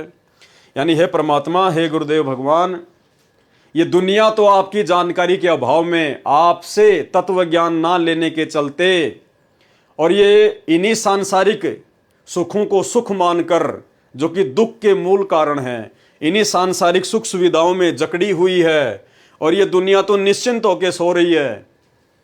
कार कोठी बना ली, बच्चे हो गए, धन संपदा हो गई, बच्चे नौकरी लग गए, तो सोच रहे हैं कि बस हमने सब कुछ प्राप्त कर लिया, या दुनिया सुख से सोए। कौन सा सुख? झूठे सुख को सुख मान के ये दुनिया निश्चिंत होके सोई पड़ी है और थारा दास उठ कर रोवे। और परमेश्वर, आपने अपने दास को ऐसा ज्ञान दे दिया परमात्मा कि अब आंखों से आंसू निकलते हैं कि हम भी इन लोगों की तरह पहले इसी प्रकार से झूठे सुख को सुख मान के और इस काल की गोद में बैठे हुए थे। हे परमेश्वर, अब आपने ऐसा अनमोल ज्ञान दे दिया परमात्मा, आपने वास्तविक सुख की परिभाषा से परिचित करवा दिया कि सतलोक की तुलना में तो 21 ब्रह्मांड के महासुरग के जो सुख हैं वो भी ऊंट के मुंह में जीरे के बराबर नहीं है। सतलोक वाले सुखों की तुलना में तो 21 ब्रह्मांड में सुख देखने को नहीं मिलते, देखने को भी। तो आपका दास उठ के रोता है, यानी पल पल उन बातों को याद करके आपके द्वारा हमारे ऊपर जो महा उपकार किया गया है परमेश्वर, उस उपकार को याद करके हमें रोना आता है। हमारी नींद उड़ गई है परमात्मा कि अब यदि हम रह गए किसी भी गलती से तो ये काल अब हमें ऐसा नाच नचाएगा, ऐसा नाच नचाएगा जिसकी हम कल्पना भी नहीं कर सकते। तो अब हम रोते हैं कि हे परमेश्वर, अब आप हमारा हाथ ना छोड़ देना गुरुदेव भगवान। हम नादानों को अपनी शरण में रखना परमात्मा, अपने चरणों में रखना मेरे परमेश्वर, क्योंकि अब हमें काललोक के इन सुख रूपी दुखों का और सतलोक के वास्तविक सुखों का आप जी के तत्व ज्ञान से वास्तविक ज्ञान हो गया है। या दुनिया सुख से सोवे, थारा दास उठ कर रोवे, मेरा मेटो आवण जान, या करियो मेहर जरासी। है परमात्मा, मेरा आवण जान मेटियो मालिक। आवण यानी मनुष्य जन्म प्राप्त करना, और जाना यानी मरने के बाद फिर 84 लाख योनियों में जाना, नरक में जाना। तो हे परमेश्वर, हे गुरुदेव भगवान, हे सारी सृष्टि के समर्थ परमात्मा सतगुरु रामपाल जी भगवान, मेरा मेटो आवण जान, मेरा ये आने और जाने का जो चक्कर है, जो काल ने मुझे फंसा रखा है परमेश्वर, आप इसको समाप्त करना, आप इसको मेटना। या करियो मेहर जरासी। ये परमेश्वर, आपके लिए तो ये जन्म मरण का चक्कर समाप्त करना एक छोटा सा काम है परमात्मा आपके लिए तो। या करियो मेहर जरासी, आपके लिए तो जरा सा काम है परमात्मा, जरा सा काम है। और हमारे लिए तो परमात्मा ये पहाड़ से भी बढ़कर दुख बना हुआ है। तो हमारे गुरुदेव इतने समर्थ हैं, इतने महान हैं परमात्मा कि जन्म और मरण को समाप्त करना जो 21 ब्रह्मांड में किसी के बस की बात नहीं है। ये काल भी खुद जन्म और मरण में है, दुर्गा भी जन्म और मरण में है, ब्रह्मा विष्णु महेश 33 करोड़ देवी देवता सब जन्म मरण में है। यहां पर ये जेल है, इस जेल से बाहर कोई निकल ही नहीं सकता जब तक ये परमात्मा स्वयं निकाल कर ना लेकर जाए। इसलिए भगत अपने गुरुदेव भगवान की महिमा कर रहा है कि हे गुरुदेव भगवान, आप इतने समर्थ हैं, आप इतने शक्तिशाली हैं परमेश्वर, जो काम 21 ब्रह्मांड में किसी के लिए भी मुमकिन नहीं है परमेश्वर, आपके लिए तो वो जरा सा काम है। या करियो मेहर जरासी, आप इतने समर्थ हैं। नहीं तपतशिला पे जलना, कोई 84 का भयना। हे परमेश्वर, आपकी शरण में आने के बाद, आपसे ऐसा ज्ञान लेने के बाद अब ये आत्मा इतनी निश्चिंत हो चुकी है कि अब हमें वो तपतशिला पर जो काल के द्वारा जलाया जाता है, भूना जाता है परमात्मा, अब हमें उस दुख का, उस महाकष्ट की भी कोई चिंता नहीं है, कोई टेंशन नहीं है, और कोई 84 लाख योनियों का कोई कष्ट नहीं, कोई दुख नहीं, कोई चिंता नहीं, क्योंकि हमें पता चल गया कि आप वो समर्थ भगवान है, वो समर्थ परमात्मा है जो एक पल में जो आपकी शरण में आ जाए और जो अंतिम श्वास तक मर्यादा में रहकर आपको भगवान मानकर भक्ति करेगा परमेश्वर, फिर उस आत्मा को ये तपतशिला का और 84 लाख योनियों में जाने का कोई भय नहीं रहता है। जिस प्रकार आदरणीय गरीबदास जी महाराज जी जब सतलोक देख कर आए तो फिर उन्होंने अपनी अमृतवाणी में कहा कि अजब नगर में ले गए हमको सतगुरु आण, झिलके बिंब अगात गति और हम सूते चादर ताण। कि भाई हम तो अपनी आंखों से सतलोक देख के आ गए और जैसा परमात्मा ने बताया बिल्कुल वैसा ही है सब कुछ। अब हमें कोई टेंशन नहीं है, कोई चिंता नहीं है। अजब नगर में ले गए यानी सतलोक में ले गए हमको सतगुरु आण, यानी जिंदा महात्मा के रूप में वो सतगुरु, वो कबीर स्वयं आए और हमें उस अजब नगर में ले गए। अजब नगर में ले गए हमको सतगुरु आण, और जुलके बिंब अगाध गति, उस सतलोक की महिमा अपरंपार है। हम सूते चादर तान, चादर तान के सोना हरियाणा में मुहावरा है, निश्चिंत होके सोना, बेफिक्र होके सोना। जैसे कोई व्यक्ति यदि किसी दिन अपने खेत का काम कंप्लीट कर ले और फिर आराम से लेट रहा है खाट पे, तो दूसरा आके कहता था भाई आज तो चादर ओढ़ के सो रहा है, यानी सब काम से निफराम हो चुका है, फ्री हो चुका है, कोई टेंशन नहीं है। तो आदरणीय गरीबदास जी महाराज जी समझा रहे हैं कि इसी प्रकार आप भी निश्चिंत हो जाना। यदि आपको वो सतगुरु मिल गया, वही भगवान मिल गया, और आज हमें मिल गया वही गरीबदास जी का सतगुरु, वही जिंदा महात्मा, वही कबीर परमात्मा हमारे सतगुरु हैं, सतगुरु रामपाल जी भगवान। तो हमें अब ना तो वो तपस्या का कोई चिंता है और ना 84 लाख योनियों में चक्कर काटने की कोई चिंता है, क्योंकि हम भी निश्चित हो गए अपने गुरुदेव के ज्ञान आधार से कि हम तो निश्चित सतलोक जाएंगे ही जाएंगे। ये हमारा अंतिम मनुष्य शरीर है, अंतिम मनुष्य जन्म है ये। इसलिए हमें ना तो 84 लाख प्रकार के योनियों में जाने की कोई चिंता रही। यदि आजीवन मर्यादा में रह के भक्ति करेंगे तो, अगर मर्यादा तोड़ दी फिर तो जाना ही जाना है, फिर तो कोई बचाने वाला नहीं है, क्योंकि परमात्मा के भी कुछ नियम है, कुछ उसूल है भाई, काल के साथ कुछ एग्रीमेंट है। मर्यादा सबसे कंपलसरी है, मर्यादा बीच में है। अगर मर्यादा तोड़ दी फिर 84 लाख योनियों के कष्ट से परमात्मा नहीं बचाएगा, फिर तपस्या के महाकष्ट से ये परमात्मा नहीं बचाएगा। नहीं तपस्या पे जलना कोई 84 का भयना, रोग कट्या सुमेर समान, या गई तृष्णा खांसी। ये परमात्मा, ये सुमेर यानी पहाड़ जैसा ये कष्ट तपस्या का 84 लाख योनियों का आपने एक पल में काट दिया मेरे मालिक, हमें अपनी शरण में लेके। या गई तृष्णा खांसी, तृष्णा खांसी यानी पहले इस बिना ज्ञान के, बिना तत्व ज्ञान के इस मन में खांसी की तरह जो इच्छाएं उठती थी, ये बना लूं, वो बना लूं, ये प्लाट ले लूं, वो प्लाट ले लूं, उसके लिए बना दूं, वहां सस्ता मिल रहा वो ले लूं, ये कार खरीद लूं, ये कोठी खरीद लूं। दुनिया भर की वो तृष्णाएं खांसी की तरह ये मन इस मानव शरीर में पैदा करता था, आदमी को एक सेकंड का चैन नहीं लेने देता था। अब परमेश्वर से तत्व ज्ञान मिलने के बाद और ऐसा समर्थ सतगुरु मिलने के बाद अब वो सारी इच्छाएं हर प्रकार की परमेश्वर ने एक झटके में समाप्त कर दी। अब यदि कोई इच्छा है, कोई तृष्णा है, तो केवल सतलोक जाने की है, और कोई तृष्णा, कोई इच्छा नहीं है। रोग कट्या सुमेर समान, या गई तृष्णा खांसी। तुम्हें कहां ढूंढ के लाऊं, मैं तड़प तड़प रह जाऊं, आप गए अमर स्थान, दई छोड़ तड़पती दासी। अब भाई और बहनों, ये जो लाइन है, ये जो लाइन है, ये लाइन हम सतगुरु रामपाल जी परमेश्वर जी के भक्तों ने नहीं बोलनी है। और हम सत्सेवकों ने जो नई भक्ति बोध पुस्तक छपवाई है, हमने उस भक्ति बोध पुस्तक से इस लाइन को परमानेंट हटा दिया है। हम इस लाइन को नहीं बोलते। नई वाली भक्ति बोध में ये लाइन हमने बिल्कुल हटा दी है। और इसीलिए सतगुरु रामपाल जी परमेश्वर जी ने इस शब्द का सरलार्थ नहीं किया, जानबूझकर आप और हमारी कॉमन सेंस के ऊपर छोड़ दिया परमात्मा ने। तुम्हें कहां ढूंढ के लाऊं, मैं तड़प तड़प रह जाऊं। कौन कह रहा है? सतगुरु रामपाल जी परमेश्वर जी कह रहे हैं। किस आधार से कह रहे हैं? एक भगत की भूमिका में कह रहे हैं। किसके लिए कह रहे हैं? अपने मुंह बोले गुरुदेव आदरणीय रामदेवानंद जी के लिए कह रहे हैं।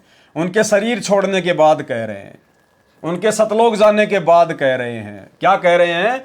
तुम्हें कहां ढूंढ के लाऊं, यानी हे गुरुदेव भगवान, मैं आपको कहां से खोज के लाऊं। मैं तो आपकी याद में, आपकी फिक्र में, आपकी चिंता में तड़प तड़प रह जाऊं, तड़प तड़प रह जाऊं। तो भाई हमें अपने गुरुदेव को ढूंढने की आवश्यकता कहां है? पहली बात तो हमारे गुरुदेव हमारे साथ में पल पल शब्द रूप में पल पल साथ हैं।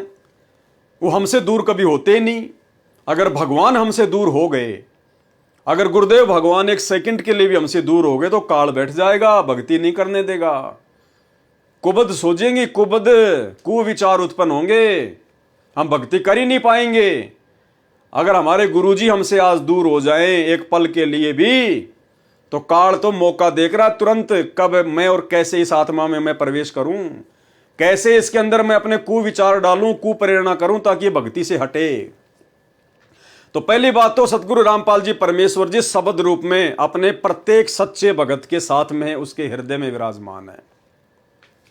दूसरी बात, सतगुरु रामपाल जी भगवान शारीरिक रूप में भी आप और हमारे समक्ष हैं। शारीरिक रूप में भी धरती पर प्रकट है हमारे पूज्य गुरुदेव भगवान के रूप में। तो शब्द रूप में और शारीरिक रूप में, दोनों ही रूप में हमने अपने गुरुदेव भगवान को खोजने की जरूरत नहीं है, ढूंढने की जरूरत नहीं है।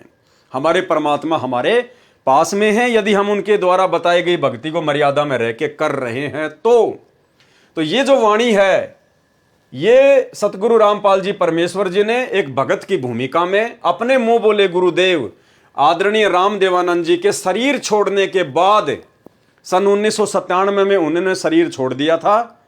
उनके शरीर छोड़ने के बाद में सतगुरु रामपाल जी ने यह शब्द लिखा है, यानी उनके जानने के बाद, उनके इस पृथ्वी लोक से जानने के बाद। तो अब इस लाइन को हम क्यों बोले, ये हमारे लिए नहीं है। हमारे गुरुजी तो हमारे समक्ष हैं, शब्द रूप में पल पल साथ हैं, और शारीरिक रूप में अपने मिशन को पूरा करने के लिए हिसार की छोटी जेल में बैठे हुए हैं। तो हम ये शब्द नहीं बोल सकते यहां पर कि तुम्हें कहां ढूंढ कर लाऊं, मैं तड़प तड़प रह जाऊं। क्यों भाई, अगर ढूंढना भी है तो जाओ हिसार जेल में, अगर किसी ने ढूंढना भी है तो चले जाओ हिसार जेल में। सबको पता है हिसार जेल में बैठे हुए हैं, तो ढूंढने की जरूरत कहां है, मालूम है कहां बैठे हुए हैं। ढूंढा तो उसको जाता है जिसका पता ना हो कि वो कहां चला गया, जो मिल ही नहीं सकता उसको ढूंढा जाता है। जबकि हमें तो पता है, ढूंढने की जरूरत ही नहीं है। ढूंढा उसको जाता है जो गुम जाता है। तो हमारे गुरुदेव कहां गुमे, सबको पता हिसार जेल में बैठे हैं। अगर ज्यादा ही मिलने की इच्छा हो रही है तो जाओ हिसार जेल में मिलके आ जाओ। ये बात बोलने की आवश्यकता कहां पड़ गई। तो ये बात पूज्य गुरुदेव जी ने एक भगत के रूप में लीला करते हुए और अपने गुरु जी के प्रति कैसी श्रद्धा, कैसे भाव होने चाहिए, ये आप और हमें समझाते हुए अपने मुंह बोले गुरुदेव के आदरणीय रामदेवानंद जी के शरीर छोड़ने के बाद उन्होंने उनके प्यार में, उनके प्रेम में और ये वाणी लिखी है कि तुम्हें कहां ढूंढ कर लाऊं, मैं तड़प तड़प रह जाऊं। आप गए अमर स्थान, आप कहां चले गए, आप सतलोक चले गए, अमर स्थान को चले गए। अरे हमारे गुरुदेव तो हिसार जेल में बैठे हैं भाई, और शब्द रूप में पल पल हमारे साथ में, कहां चले गए। ये तो अपने एक रूप में सतलोक में भी बैठे हैं, एक रूप में यहां बैठे हैं, और अन्य रूप में न जाने कहां कहां, कौन कौन से ब्रह्मांड में, कौन कौन से लोक में परमात्मा लीला कर रहे हैं। ये थोड़ी कि गुरु जी हिसार जेल में बैठे हैं, ये तो अक्षर पुरुष के लोक में भी न जाने कितने रूप बना के अपने बच्चों को ज्ञान सुना रहे हैं। 21 ब्रह्मांड में भी न जाने कितने लोकों में, कितने द्वीपों में, कितने ब्रह्मांडों में पता नहीं क्या क्या रूप धारण करके अपनी आत्माओं को ज्ञान समझा रहे हैं। ये तो पाताल लोक में भी इस समय क्या पता अपनी आत्माओं के लिए वो सत्संग कर रहे हो। तो इनके तो अनंत रूप हैं, अनंत कोटि कलाओं के स्वामी हैं ये तो आप गए अमर स्थान, ये आदरणीय रामदेवानंद जी के लिए सतगुरु रामपाल जी परमेश्वर जी कह रहे हैं कि आप गए अमर स्थान, और दई छोड़ तड़पती दासी, यानी आप मुझे अकेला छोड़ गए। भाई और बहनों, देखो सतगुरु रामपाल जी परमेश्वर जी ने 12वें पंथ में 17 फरवरी 1988 को आदरणीय रामदेवानंद जी को अपना मुंह बोला गुरु बनाया था। तो 12वें पंथ के हिसाब से ही परमात्मा इस प्रकार की बातें लिख रहे हैं, दही छोड़ तड़पती दासी। जाना कल को हमारे पूज्य गुरुदेव भगवान ने भी है, क्योंकि परमात्मा है, काल के साथ एग्रीमेंट है, एक समय के बाद परमात्मा ने भी यहां से जाना है। लेकिन हम 13वें पंथ के पंथी हैं। अगर हमारे मन में कभी भी ये आ गई जरा सी भी बात कि हे गुरुदेव आप तो हमें तड़पता छोड़ गए, आप तो हमें तड़पता हुआ छोड़ गए, दही छोड़ तड़पती दासी, दासी यानी आत्मा, उसी समय फैल हो जाएंगे, उसी समय। क्योंकि बिचली पीढ़ी है, परमात्मा ने समझाने में, बताने में, प्रमाण दिखाने में कोई कमी नहीं छोड़ी, अपनी पहचान करवाने में कोई कमी नहीं छोड़ी है। इसलिए सबसे पहले तो हमारी ये कोशिश होनी चाहिए, गुरुदेव भगवान से प्रार्थना होनी चाहिए, ये विनती होनी चाहिए, और हमारी ये आत्मिक इच्छा भी होनी चाहिए कि हे गुरुदेव भगवान, आप अपने शरीर में रहते सहते, इस काल लोक में रहते सहते परमात्मा, आप हम नीचों को यहां से पार कर दो। आप हमारा शरीर छुड़वाकर परमेश्वर हमें सतलोक भेज दो, हमें इस लायक बना दो अपने रहते सहते। और यदि हमारे से पहले गुरुदेव भगवान अपने एग्रीमेंट अनुसार इस काल लोक को छोड़कर अपने निज लोक सतलोक में चले गए परमानेंट, जिस रूप में आज वे आए हुए हैं, चाहे जो मर्जी लीला करके जाए परमात्मा, तो उसके बाद आप और हमारे अंदर ये मन में भी नहीं आना चाहिए, इस बात का दुख नहीं होना चाहिए, बेचैनी नहीं होनी चाहिए कि भाई गुरुजी तो गए, अब क्या करें भाई, अब क्या काल जाने देगा यहां से, अब क्या करें भाई, गुरुजी तो चले गए, अब क्या लेना देना है, अब कौन लेके जाएगा मुझे। तो आप और हमारे मन में जिन जिन आत्माओं ने गुरुदेव भगवान के रहते सहते उनसे नाम दीक्षा प्राप्त की है, उन आत्माओं के अंदर इस प्रकार के तनिक भी भाव उत्पन्न होने नहीं चाहिए, तनिक भी, अन्यथा उसी समय फेल हो जाएंगे। ज्ञान आधार से परमात्मा नीचे गिरा देगा कि नालायक, मैंने तेरे को इतने वर्षों तक यही ज्ञान दिया था। अरे परमात्मा अगर इस धरती को छोड़ देगा तो काल तेरे को भक्ति करने देगा क्या? परमात्मा कहते हैं आग लगी आकाश में और झड़ झड़ पड़े अंगार, और संत ना होते धरती पर तो जड़ मरता संसार। ये सतगुरु रामपाल जी भगवान, ये कबीर परमात्मा एक क्षण के लिए भी इस पृथ्वी से दूर नहीं होता, अपने कदम नहीं हटाता है, चाहे किसी भी रूप में परमात्मा को रहना पड़े अपनी आत्माओं के लिए, अन्यथा ये काल यहां पर आग लगा दे, किस ब्रह्मांड में आग भक्ति का नामो निशान मिटा दे। तो हमने ध्यान रखना है, हमने याद रखना है, इस बात को हमेशा अपने दिमाग में रखना है। अगर हमारे से पहले भी परमात्मा यदि चले जाते हैं अपनी लीला कंप्लीट करके, अपना मिशन पूरा करके, तो हमने इस बात की तनिक भी चिंता अपने अंदर नहीं लेके आनी है।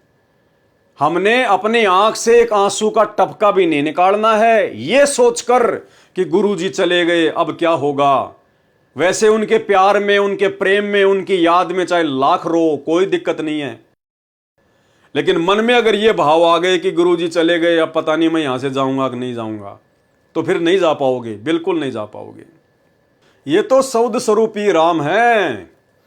परमात्मा कहते पहुंचूंगा क्षण एक में और जन अपने के काज, यानी सतलोक से एक क्षण में, एक क्षण क्या होता है, एक पलक, आंख झपके इतनी देर में, कहते सतलोक से अपनी आत्मा के लिए मैं नीचे आ जाऊंगा।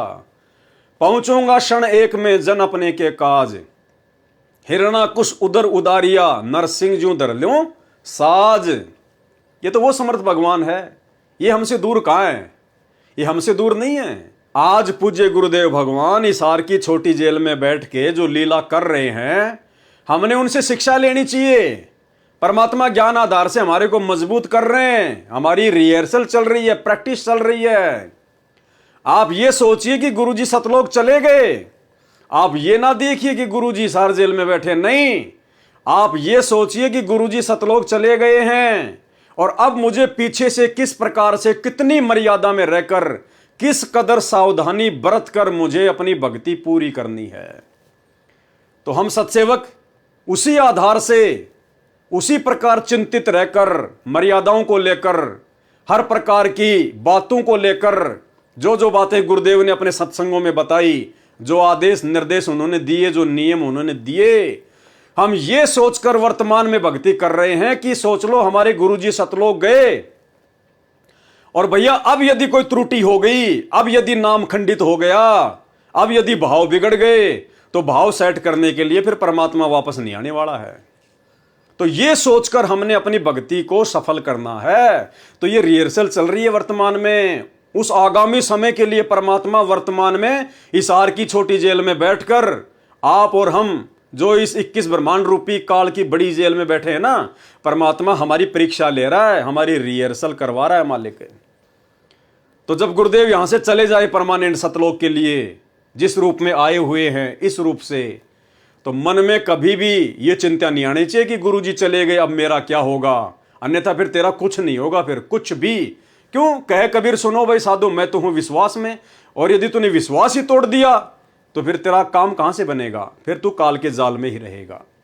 तो हमने अपनी आंख में एक आंसू भी नहीं निकालना है। परमात्मा जो मर्जी लीला करके जाए यहां से, हमने इस चिंता में आंख से एक आंसू भी नहीं निकालना कि लो भाई गुरुजी तो चले गए अब क्या होगा, अरे अब क्या होगा, भक्ति पता नहीं पूरी होगी कि नहीं होगी, हम सतलोक जा पाएंगे नहीं जा पाएंगे।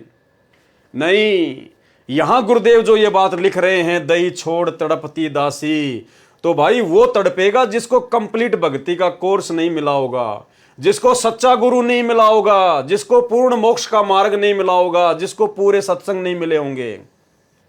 तो आदरणीय राम देवानंद जी, वो तो आप और हमारी तरह भगत थे, उनके पास में कहां सच्चा ज्ञान था, कहां सच्चा नाम था, कहां उनके पास में मोक्ष मार्ग था। वो किसका उद्धार कर देते, वो तो किसी का उद्धार कर ही नहीं सकते थे। एक छोटा सा सत्संग सुना रहा हूं आपको सतगुरु रामपाल जी परमेश्वर जी का, जिन्होंने हकीकत बताई कि मेरे गुरुदेव आदरणीय राम देवानंद जी वो किसी का उद्धार कर ही नहीं सकते थे, वो किसी का मोक्ष कर ही नहीं सकते थे। स्पष्ट कह रहे हैं गुरु जी कि उनसे किसी का मोक्ष होना ही नहीं था। सुनिए। और आज से सभी जितने उनके शिष्य थे सबसे कह दिया था कि आज के बाद मैं तुम्हारा गुरु नहीं हूं, आज से दोबारा इससे उपदेश ले लो और इसको गुरु बनाओ, इससे तुम्हारा मोक्ष होगा। अब यह बात भी नहीं हमारे गले उतरे थी कि उन तो मौज है उनकी।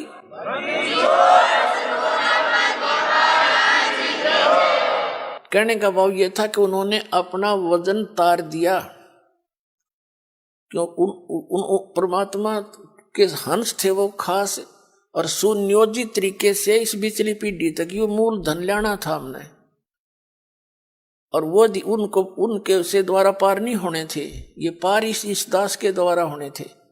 इसलिए उन्होंने अपना पल्ला झाड़ दिया और अपना वजन कति खत्म कर दिया। मैं तुम्हारा गुरु नहीं हूं, अब ये है वो गुरु जिसकी तुम्हें आवश्यकता है। छुड़ानी के अंदर उन्होंने स्पेशल ब्लॉक सबको सामने कह दिया था। तो बुद्धिमान व्यक्ति तो भाई और बहनों, बात समझ में आ रही होगी आपको धीरे धीरे कि मुंह बोला गुरु क्या होता है। मुंह बोला गुरु होता है लोक दिखावे में अपना गुरु बनाना। तो सतगुरु रामपाल जी परमेश्वर जी ने, जो कि स्वयं कबीर परमात्मा हैं और 650 साल पहले की तरह लीला करते हुए इन्होंने आदरणीय राम देवानंद जी को अपना मुंह बोला गुरु बना रखा था। तो 12वें पंथ में वो पूरा ज्ञान नहीं था, 12वें पंथ में कंप्लीट मोक्ष मार्ग वाला ज्ञान नहीं था। उस आधार से परमात्मा ये लीला कर रहे, भूमिका करते हुए लिख रहे हैं। लेकिन हम तो 13वें यथार्थ कबीर पंथ के पंथी हैं। पूर्ण ब्रह्म परमेश्वर सतगुरु रामपाल जी परमेश्वर जी के भगत हैं। उन्होंने अनमोल तत्व ज्ञान दे दिया, भक्ति का कंप्लीट कोर्स दे दिया, नहीं दिया तो देके जाएंगे, उससे पहले जाने वाले नहीं हैं। ये परमेश्वर अपने जिस काम के लिए धरती पर प्रकट होता उसको पूरा करके जाते हैं, उसको कोई रोक नहीं सकता। तो कंप्लीट कोर्स देके जाएंगे परमात्मा। उसके बाद हमने तो भक्ति करनी है उसी उमंग के साथ, ये सोचकर कि परमात्मा पल पल हमारे साथ में है।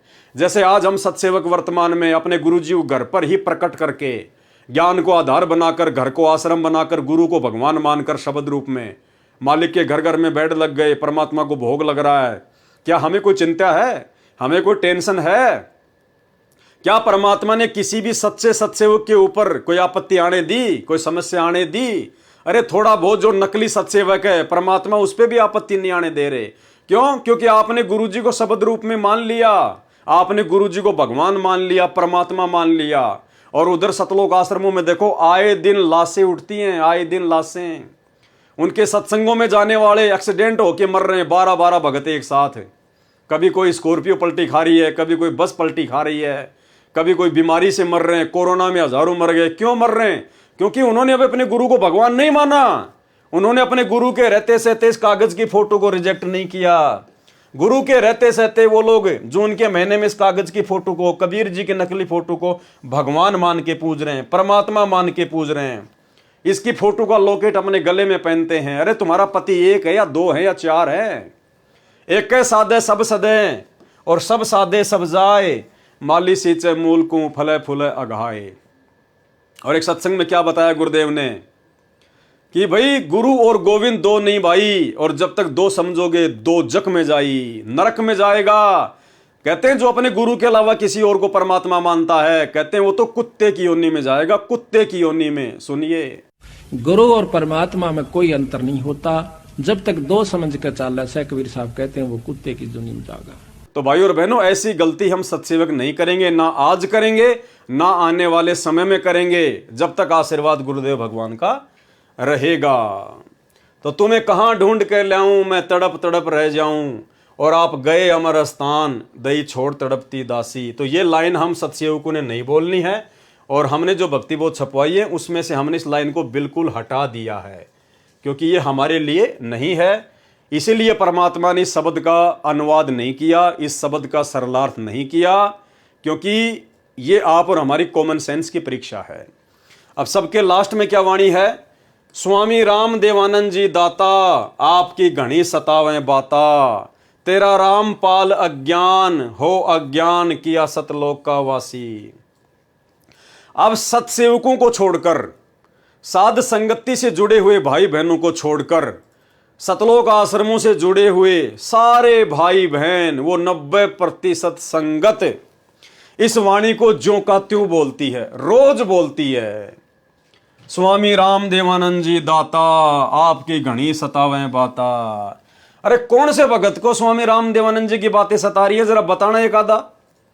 वो सतलोक आश्रमों से जुड़ी हुई 90% संगत में कोई एक तो बता दो जिसको स्वामी राम देवानंद जी की बातें सता रही हो, उनकी याद सता रही हो। अरे तुमने उनको कोई कर्जा दे रखा था क्या, जो कि बिना चुकाई वो मर गए हैं, और तुम्हें उनकी याद आ रही है? अरे तुमने कभी उनके सत्संग सुने क्या? तुमने कभी राम देवानंद जी के सत्संग सुने क्या? तुम लोगों ने राम देवानंद जी से नाम दीक्षा ली है क्या? तुम्हारे गुरु राम देवानंद जी हैं क्या? फिर तुम्हें कौन सी बातें सताएंगी उनकी भाई? ना तुमने उनको कभी देखा, 99.99% संगत ने कभी आदरणीय राम देवानंद जी को देखा ही नहीं, कभी साक्षात रूप में कभी नहीं देखा। ना उनके कोई सत्संग सुने, ना कभी उनके सत्संग कोई रिकॉर्ड हुए, और ना उन्होंने आप लोगों को नाम दीक्षा दी। तो कौन सी बात सताएगी आपको उनकी? फिर क्यों फॉर्मेलिटी कर रहे हो? क्यों फिर झूठ मूठ में ये लाइन बोल रहे हो? और इससे पहले ये लाइन, स्वामी राम देवानंद दाता। अरे भैया, तुम्हारे दाता कौन है? तुम्हारे दाता सतगुरु रामपाल जी हैं। तुमने उपदेश सतगुरु रामपाल जी से लिया है। दाता यानी भगवान परमात्मा। तो तुम्हारे दाता कौन है? स्वामी राम देवानंद दाता। दादा गुरु जी आपके दाता हैं क्या? आपके भगवान हैं क्या? आपके मालिक हैं क्या? अगर वे आपके दाता हैं तो फिर ये क्या लगते हैं आपके? फिर सतगुरु रामपाल जी आपके क्या लगते हैं? ये आपके दाता नहीं है? या फिर ये भी आपके दाता हैं? तो फिर तो दो दो दाता हो गए, और फिर आत्मा एक है तो उसके दाता दो नहीं हो सकते। तो ये कौन कह रहे हैं? ये सतगुरु रामपाल जी परमेश्वर एक भगत होने के नाते अपने गुरुजी के प्रति अपने भाव व्यक्त कर रहे हैं। सतगुरु रामपाल जी अपने मुंह बोले गुरुजी के लिए उनकी महिमा में आप और हमें ये पाठ पढ़ाते हुए कि एक भगत का गुरुजी के प्रति कैसा भाव होना चाहिए। तो ये लाइन सतगुरु रामपाल जी अपने मुंह बोले गुरुजी के लिए बोल रहे हैं कि स्वामी राम देवानंद दाता। भाई हमारे स्वामी तो हमारे सतगुरुदेव हैं। हमने जिनकी शकल ही नहीं देखी वो हमारे स्वामी कैसे हो गए? वो हमारे दाता कैसे हो गए? तो सतगुरु रामपाल जी एक भगत की भूमिका में आप और हमें भक्ति का पाठ सिखाने के लिए कि गुरु के प्रति कैसे भाव होने चाहिए, अपने मुंह बोले गुरुदेव के लिए कह रहे हैं कि स्वामी राम देवानंद दाता, आपकी घनी सतावे बाता। भाई इनको सता सकती हैं क्योंकि सतगुरु रामपाल जी ने उनकी संगत की है, उनके साथ में रहे हैं, उनसे बातें की हैं, उनसे उपदेश लिया है लोक दिखावे में। तो सतगुरु रामपाल जी कह सकते हैं कि आपकी घनी सतावे बाता। बाकी संगत को क्यों सताएंगी भाई? आपसे वो कर्जा लेके थोड़ी मर गए। तेरा रामपाल अज्ञान, सतगुरु रामपाल जी अपने गुरु जी के आगे अपने को छोटा साबित करते हुए, आप और हमें भक्ति का पाठ पढ़ाते हुए कि गुरु के आगे शिष्य की कोई औकात नहीं होती। शिष्य चाहे कितना बड़ा अधिकारी क्यों ना बन जाए, कितना बड़ा धनवान क्यों ना हो जाए, शिष्य ने हमेशा अपने गुरु के आगे अपने को अज्ञानी मानना चाहिए, तुच्छ बुद्धि मानना चाहिए, दो कोड़ी का जीव समझना चाहिए। भाई ये तो भगवान है, परमात्मा है, इनसे बड़ा तो कोई नहीं है। लेकिन आप और हमें गुरु महिमा का पाठ पढ़ाते हुए इन्होंने एक मुंह बोला गुरु बनाया एक आत्मा को, और हमें बता रहे हैं कि गुरु जी के प्रति कैसे भाव होने चाहिए। भगत चाहे कितना बड़ा IAS अधिकारी क्यों ना हो, प्रधानमंत्री राष्ट्रपति क्यों ना हो, अगर इनका भगत है तो इसी प्रकार से अपने आप को अज्ञानी समझना पड़ेगा। अपने गुरुजी के आगे आधीन होकर रहना पड़ेगा, उनका कुत्ता बन के रहना पड़ेगा, चाहे वो राष्ट्रपति क्यों ना है देश का। तो हमें ये भक्ति का पाठ सिखाने के लिए सतगुरु रामपाल जी परमेश्वर एक भगत की भूमिका में अपने मुंह बोले गुरुदेव के लिए ये शब्द यूज कर रहे हैं। तो ये लाइन हम क्यों बोले भाई? ये लाइन हमारे मतलब की है ही नहीं कि या सतलोक का वासी। अरे एक तरफ तो हम दुनिया में डंका पीटते हैं कि सतगुरु रामपाल जी सबसे बड़े तत्वज्ञानी हैं, जगत गुरु हैं, उनसे बढ़कर ज्ञान किसी को नहीं है। एक तरफ तो आप सारा दिन पुस्तकें बेचते हो, ये प्रचार करते हो, और संध्या आरती में रोजाना तुम लोग फिर तेरा रामपाल अज्ञान, तेरा रामपाल अज्ञान, तुम अपने गुरुजी को अज्ञानी बोलते हो खुद ही। भाई ये तो फिर डूब के मरने की बात हो गई। अरे पुस्तक प्रचार कर से समय तो हमारे गुरुजी ज्ञानी, सबसे बड़े ज्ञानी, तत्वज्ञानी, जगत गुरु, तत्वदर्शी संत, और शाम को रोजाना फिर तुम अपने गुरुजी को अज्ञानी कहते हो। दिन में तो हलवा बनाते हो, शाम को उसमें मिट्टी ठोक देते हो कि तेरा रामपाल अज्ञानी, तेरा रामपाल अज्ञान है। अरे हम कह सकते हैं क्या ये जीभ कट के गिर जाए अपने गुरुजी के लिए इस प्रकार के शब्द यूज करने से पहले? तो ये वाणी सतगुरु रामपाल जी भगत की भूमिका में आप और हमें भक्ति का पाठ पढ़ाते हुए कि गुरुजी के प्रति कैसे भाव होने चाहिए, अपने मुंह बोले गुरुजी आदरणीय राम देवानंद जी के लिए यूज कर रहे हैं। अब हमने अपने गुरुजी के लिए क्या यूज करना इसकी जगह, ये ऊपर वाली लाइन तो हम बोलते नहीं, इसको तो हमने भक्ति बोध से हमने हटा दिया। रही बात ये लास्ट वाली लाइन, तो हमने अपने गुरुजी के लिए क्या यूज करना है, यहां तो सतगुरु रामपाल जी ने अपने गुरुजी के लिए यूज किया है। तो हमारे गुरुजी राम देवानंद जी थोड़ी है जो हम उनके लिए ये वाणी बोलेंगे, नहीं। हमारे पूज्य गुरुदेव हैं सतगुरु रामपाल जी भगवान, जिनके सामने हाथ में भक्ति बोध लेके हम ये शब्द बोलते हैं, मेरे गुरुदेव भगवान दियो काट काट की फांसी। तो लास्ट की लाइन में अपने गुरुदेव का नाम लिखकर उनकी महिमा में हम सत्सेवक क्या बोलते हैं, ऐसा नहीं बोलते जो लिखा हुआ है, नहीं। इसीलिए परमात्मा ने आप और हमारी कॉमन सेंस को चेक करने के लिए इसका सरलार्थ नहीं किया। और आज से नहीं, हम सत्सेवक पिछले 8 वर्षों से, 2016 से, जब से परमात्मा ने सद्बुद्धि बख्शी है, तब से हम सभी हजारों की संख्या में सत्सेवक भाई बहन इस लास्ट की लाइन की जगह कि स्वामी राम देवानंद जी दाता आपकी घनी सतावे बाता, तेरा रामपाल अज्ञान किया सतलोक का वासी, हम इस लाइन को नहीं बोलते। इसकी जगह हम क्या बोलते हैं, परमेश्वर सतगुरु रामपाल जी दाता आपकी घनी अमोलक बाता। अमोलक बाता यानी जिन बातों के बराबर और दुनिया में कोई बात ही नहीं हो, जिससे बढ़कर कोई ज्ञान ही नहीं हो, अनमोल बातें, सत्संग। परमेश्वर सतगुरु रामपाल जी दाता आपकी घनी अमोलक बाता, थारा पवन दास अज्ञान अज्ञान कि जो सत्य लोक का वासी। थारा पवन दास अज्ञान कि ये परमेश्वर आपका ये तुच्छ 2 कोटि का जीव, ये सेवक है, मालिक महाअज्ञानी है। थारा पवन दास अज्ञान कि जो सतलोक का वासी है। परमात्मा इस दास को सतलोक का वासी करना। क्यों? क्योंकि ये शब्द संध्या आरती के माध्यम से हम अपने गुरुदेव सतगुरु रामपाल जी की महिमा में गा रहे हैं, ना कि हम हमारे दादा गुरु जी के लिए गा रहे हैं। उनके लिए तो हमने गाना ही नहीं है, हमारा उनका कोई रिश्ता ही नहीं है, कोई मतलब ही नहीं है, कोई लेना देना ही नहीं है। हमारे गुरुदेव, हमारे स्वामी, हमारे दाता सतगुरु रामपाल जी हैं। इसलिए गुरुदेव भगवान ने जानबूझकर इस शब्द का सरलार्थ नहीं किया, आप और हम भक्तों की कॉमन सेंस के लिए। तो भाई हम तो पिछले 8 वर्षों से इन 2 वाणियों को नहीं बोलते, ऊपर वाली वाणी को तो बिल्कुल ही नहीं बोलते। तुम्हें कहां ढूंढ के ले आऊं, मैं तड़प तड़प रह जाऊं, हमने हटा ही दिया। और नीचे वाली लाइन की जगह बोलते हैं कि परमेश्वर सतगुरु रामपाल जी दाता आपकी घनी अमोलक बाता, थारा पवन दास अज्ञान। यानी जैसे कोई बहन है कि थारी अंशिका दासी अज्ञान, या थारा सुरेश दास अज्ञान, जिसका जो भी नाम है अपना नाम लेके इस प्रकार से अपने गुरु जी से अरदास करनी है। परमेश्वर सतगुरु रामपाल जी दाता आपकी घनी अमोलक बाता, थारा पवन दास अज्ञान हो अज्ञान की जो सतलोक का वासी। ये बोलना है हमने अपने गुरुदेव जी की महिमा में, तब ये शब्द कंप्लीट होगा। अन्यथा तेरा रामपाल अज्ञान, तेरा रामपाल अज्ञान, अरे नालायको, भगत हो फिर क्या कोई खिचड़ी खा के गा रहे हो क्या? इतनी भी कॉमन सेंस नहीं है क्या कि अपने गुरु जी को क्या कहा जाता है? तो भाइयों और बहनों, साध संगति से जुड़े बिना ये सद्बुद्धि नहीं आ सकती। और साध संगति से जुड़ना कोई बच्चों का काम नहीं है, वरना कोई जुड़ के दिखा दो ना, कोई जुड़ के तो दिखा दो। सबको पता है साध संगति क्या है, सत्सेवक क्या है, पूरी संगत को पता है, पूरी संगत को पता है। चाहे किसी को गुरु जी के भाई का नाम पता हो ना पता हो, गुरु जी की जो कलयुगी जो पत्नी है, बेटा बेटी रिश्तेदार या कोऑर्डिनेटर, उनका नाम पता हो या ना पता हो, लेकिन सतगुरु रामपाल जी परमेश्वर जी की जो करोड़ों की संगत पूरे विश्व में है, सबको पता है। बच्चे बच्चे को पता है कि साध संगति क्या है और सत्सेवक क्या है।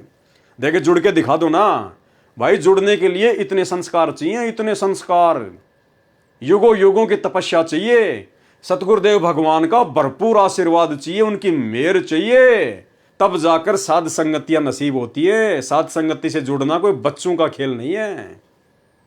तो यह सतगुरु की विशेष मेहर, विशेष दया केवल सत्सेवकों के ऊपर। तो भाई और बहनों, बहुत बड़ी रजा, बहुत बड़ी मेहर परम पूज्य परमेश्वर सतगुरु रामपाल जी भगवान की। और ये कार्य जो कंप्लीट हुआ है आज, तीनों समय की आरतियों का, नित्य नियम का कंप्लीट हो चुका सरलार्थ, रमेणी का कंप्लीट हो चुका, और आज संध्या आरती के ऊपर ये लास्ट वीडियो जो कि कंप्लीट हो चुका है। ये सतगुरु रामपाल जी परमेश्वर जी की विशेष विशेष विशेष वीआईपी रजा के बिना ये संभव हो ही नहीं सकता था, ये कंप्लीट हो ही नहीं सकता था। 30 साल हो गई, परमेश्वर ने इसी समय इस काम को कंप्लीट करवाना था, इस सेवा को परमात्मा ने पूरा करवाना था। और सौभाग्य आप और हमारा कि परमेश्वर ने सत्सेवकों को अपनी इस विशेष वीआईपी सेवा के लिए चुना। तो भाई और बहनों, आप और हम सब दो कोटि के तुच्छ जीव हैं, हमारी कोई हैसियत नहीं, कोई औकात नहीं है। आप लोगों को समझने की शक्ति भी सतगुरु रामपाल जी भगवान ने प्रदान करी, और दास को समझाने की दया भी सतगुरु रामपाल जी भगवान ने प्रदान करी। अन्यथा अल्लाह मेहरबान तो गधा पहलवान, इसके अलावा आप और हमारी कोई औकात, कोई हैसियत नहीं है। तो तीनों समय की आरतियों का सतगुरु रामपाल जी भगवान के विशेष विशेष आशीर्वाद से सरलार्थ कंप्लीट हुआ। और इसके लिए हम पूज्य गुरुदेव भगवान का जितना अनंत कोटि दंडवत धन्यवाद करें उतना थोड़ा है। हे परमपिता परमात्मा, हे सारी सृष्टि के रचनहार, हे कुल मालिक सतगुरु रामपाल जी परमेश्वर, अल्लाहु अकबर, आप जी इसी प्रकार से अपने सत्सेवक बच्चों पर परमात्मा इसी प्रकार से अपनी मेहर, अपनी दया, अपनी दया दृष्टि, अपनी कृपा दृष्टि, अपनी रजा बनाए रखना परमात्मा। आपके आशीर्वाद के बिना परमात्मा हम एक कदम भी भक्ति मार्ग पर ज्ञान आधार से आगे नहीं चल सकते। हे परमेश्वर, आपने लाखों करोड़ों की संगत में से अपने हीरो मोती लाल छांट के साथ संगति से जोड़े हैं। यह आपकी विशेष विशेष मेहर है परमात्मा, और आपकी विशेष मेहर परमात्मा अंतिम श्वास तक इसी प्रकार से बनी रहे। आपका आशीर्वाद हम तुच्छ जीवों के शीश पर इसी प्रकार से बने रहे परमेश्वर। बस हमारी यही इच्छा, यही हमारी कामना है। यदि आप खुश हैं तो परमात्मा फिर भक्ति में कोई बाधा नहीं है। तो भाई और बहनों, इसी स्तुति के साथ में, इसी प्रार्थना के साथ में, और आज हम सतगुरुदेव भगवान से आशीर्वाद प्राप्त करेंगे। लास्ट में परमात्मा का जयकारा लगाएंगे, परमात्मा का धन्यवाद करेंगे। बंदी छोड़ सतगुरु रामपाल जी भगवान की जय हो। परमपिता परमात्मा, सारी सृष्टि के रचनहार, कुल मालिक, असंख्य ब्रह्मांडों के स्वामी, जगत गुरु, तीनों लोकों में प्रवेश करके सबका भरण पोषण करने वाले, राजाधिराज, आत्माधार, नाथों के नाथ, देवों के देव, महादेव, सर्वेश्वर, महेश्वर, मृत्युंजय, अजरो अमर, आदि अनादि, सनातनी प्रभु, जगत पिता जगदीश्वर, श्री श्री 1008 की उपाधि के वास्तविक अधिकारी, अकाल मूर्त सौद स्वरूपी राम वासुदेव, सर्वगतम ब्रह्म, परम पूज्य, प्रथम पूज्य, परम संत, परम पुरुष, परम धनी, परम दयालु, सत्य कबीर, हक्का कबीर, अल्लाह कबीर, अल्लाह अकबर, बाखबर, अल्लाह ताला, जगत के तारणहार, जगत के मुक्तिदाता, जगत के जगन्नाथ, हारे के सहारे, हिंदुओं के राम, मुसलमानों के अल्लाह, सिखों के वाहिगुरु, ईसाइयों के मसीह, दया के सागर दयानिधि, करुणा के सागर करुणानिधि, स्वयंभू परिभू, संकट मोचन, कष्ट हरण, मंगल करण, दुख भंजन, अविगत कबीर, निर्विकार निर्विषम परमात्मा, अलय अलेख सतगुरु, आदि अनादि सतगुरु, असली मर्यादा पुरुषोत्तम, असली राम, असली कृष्ण, असली घनश्याम, असली मुरारी, राजाओं के राजा, महाराजाओं के महाराजा, शहंशाहों के शहंशाह, सम्राटों के सम्राट, भगवानों के भगवान, अल्लाहों के अल्लाह, प्रभुओं के प्रभु, मसीहों के मसीह, सच्चे वाहिगुरु, बाबाओं के बाबा, पीरों के पीर, सेठों के सेठ, जगत सेठ, सावड़सा सेठ, सर्वगुण संपन्न, अनंत कोटि कलाओं के स्वामी, अनंत कोटि ब्रह्मांडों के नायक, योगियों में महायोगी, ध्यानियों में महाध्यानी, सिद्धों में परम सिद्ध, ज्ञानियों में तत्वज्ञानी, ब्रह्म ज्ञानी, महाज्ञानी, परम ज्ञानी, सर्वश्रेष्ठ ज्ञानी, विज्ञानी, युवा कबीर, समरत कबीर, असमवात, अमित ओझा, सच्चे रहनुमा, करीम अल्लाह, सुभान अल्लाह, दुनिया के अंतिम पैगंबर, 8 सितंबर 1951 से गांव धनाना, जिला सोनीपत, हरियाणा, भारतवर्ष की पावन भूमि पे प्रकट रियल कल की भगवान श्री नारायण साकार हरि श्री बाबा साहेब संत श्रोमणी सतगुरु रामपाल जी परमेश्वर जी के चरण कमल में साध संगति से जुड़े हुए देश विदेश से हम सभी सत्सेवक भाई बहनों का अनंत कोटि दंडत प्रणाम। तो भाई और बहनों, तीनों समय की आरतियों का सरलार्थ गुरुदेव भगवान की विशेष आशीर्वाद से कंप्लीट हुआ और ये बहुत बड़ी रजा, बहुत बड़ी मेहर पूज्य गुरुदेव भगवान की आप और हमारे ऊपर। और इसके बाद में भाई और बहनों एक विशेष पुस्तक है, परमात्मा ने उसका जिक्र किया है, मालिक ने संकेत किया है। अब आगे हम उस पुस्तक के ऊपर लाइव आएंगे, इसी प्रकार से वीडियो बनाएंगे, क्योंकि देखो पुस्तकें भगवान ने आप और हमारे लिए लिखी हैं तो पढ़ना भी ज़रूरी है। सब भगत नहीं पढ़ पाते हैं, इसलिए परमात्मा दया कर रहे हैं साथ संगति के माध्यम से कि हम उन पुस्तकों को पढ़ेंगे और साथ में जहाँ जहाँ समझने लायक बात होगी परमात्मा अपना आशीर्वाद देकर उस बात पर विश्लेषण भी करवाएंगे। तो अगली जो पुस्तक है उसका नाम है भक्ति और भगवान। ये बहुत ही विशेष पुस्तक है, 150 पेज की पुस्तक है, 10-12 इसके ऊपर वीडियो बनेंगे। और परमेश्वर ने इस पुस्तक में भाई और बहनों बहुत सारे गूढ़ रहस्य छुपा रखे हैं। इस भक्ति और भगवान पुस्तक में गुरुदेव ने स्पष्ट कर रखा है कि उनके छोटे भाई महेंद्र का इस जन्म में मोक्ष नहीं होगा। स्पष्ट कर रखा है वहां पर परमात्मा ने। यानी ये लाखों की करोड़ों की मूर्ख संगत जिन गुरुदेव भगवान के कलयुगी बेटा बेटी भाई बंधु रिश्तेदारों के पीछे अंधी होकर चल रही है, वो खुद तो डूबेंगे सो डूबेंगे, संगत को भी लेके डूबेंगे। तो एक जगह परमेश्वर ने संकेत कर रखा है कि उनके छोटे भाई का, यानी 12वें पंथ में जिन जिन लोगों ने नाम दीक्षा ली थी आदरणीय रामदेवानंद जी से, दादा गुरु जी से, उनमें से किसी का भी मोक्ष नहीं होगा इस शरीर से। उनको दोबारा से मनुष्य जन्म लेना पड़ेगा, स्पष्ट लिखा हुआ है। और भी बहुत सारे गूढ़ रहस्य उस पुस्तक में हैं, हमारे विश्वास को दृढ़ करेंगे। तो दास आपको समय बता देगा, डेट बता देगा और उसके बाद हम उस पुस्तक के ऊपर लाइव वीडियो बनाएंगे। तब तक के लिए गुरुदेव भगवान से आशीर्वाद, इजाजत, बंदी छोड़, सतगुरु रामपाल जी भगवान की जय हो।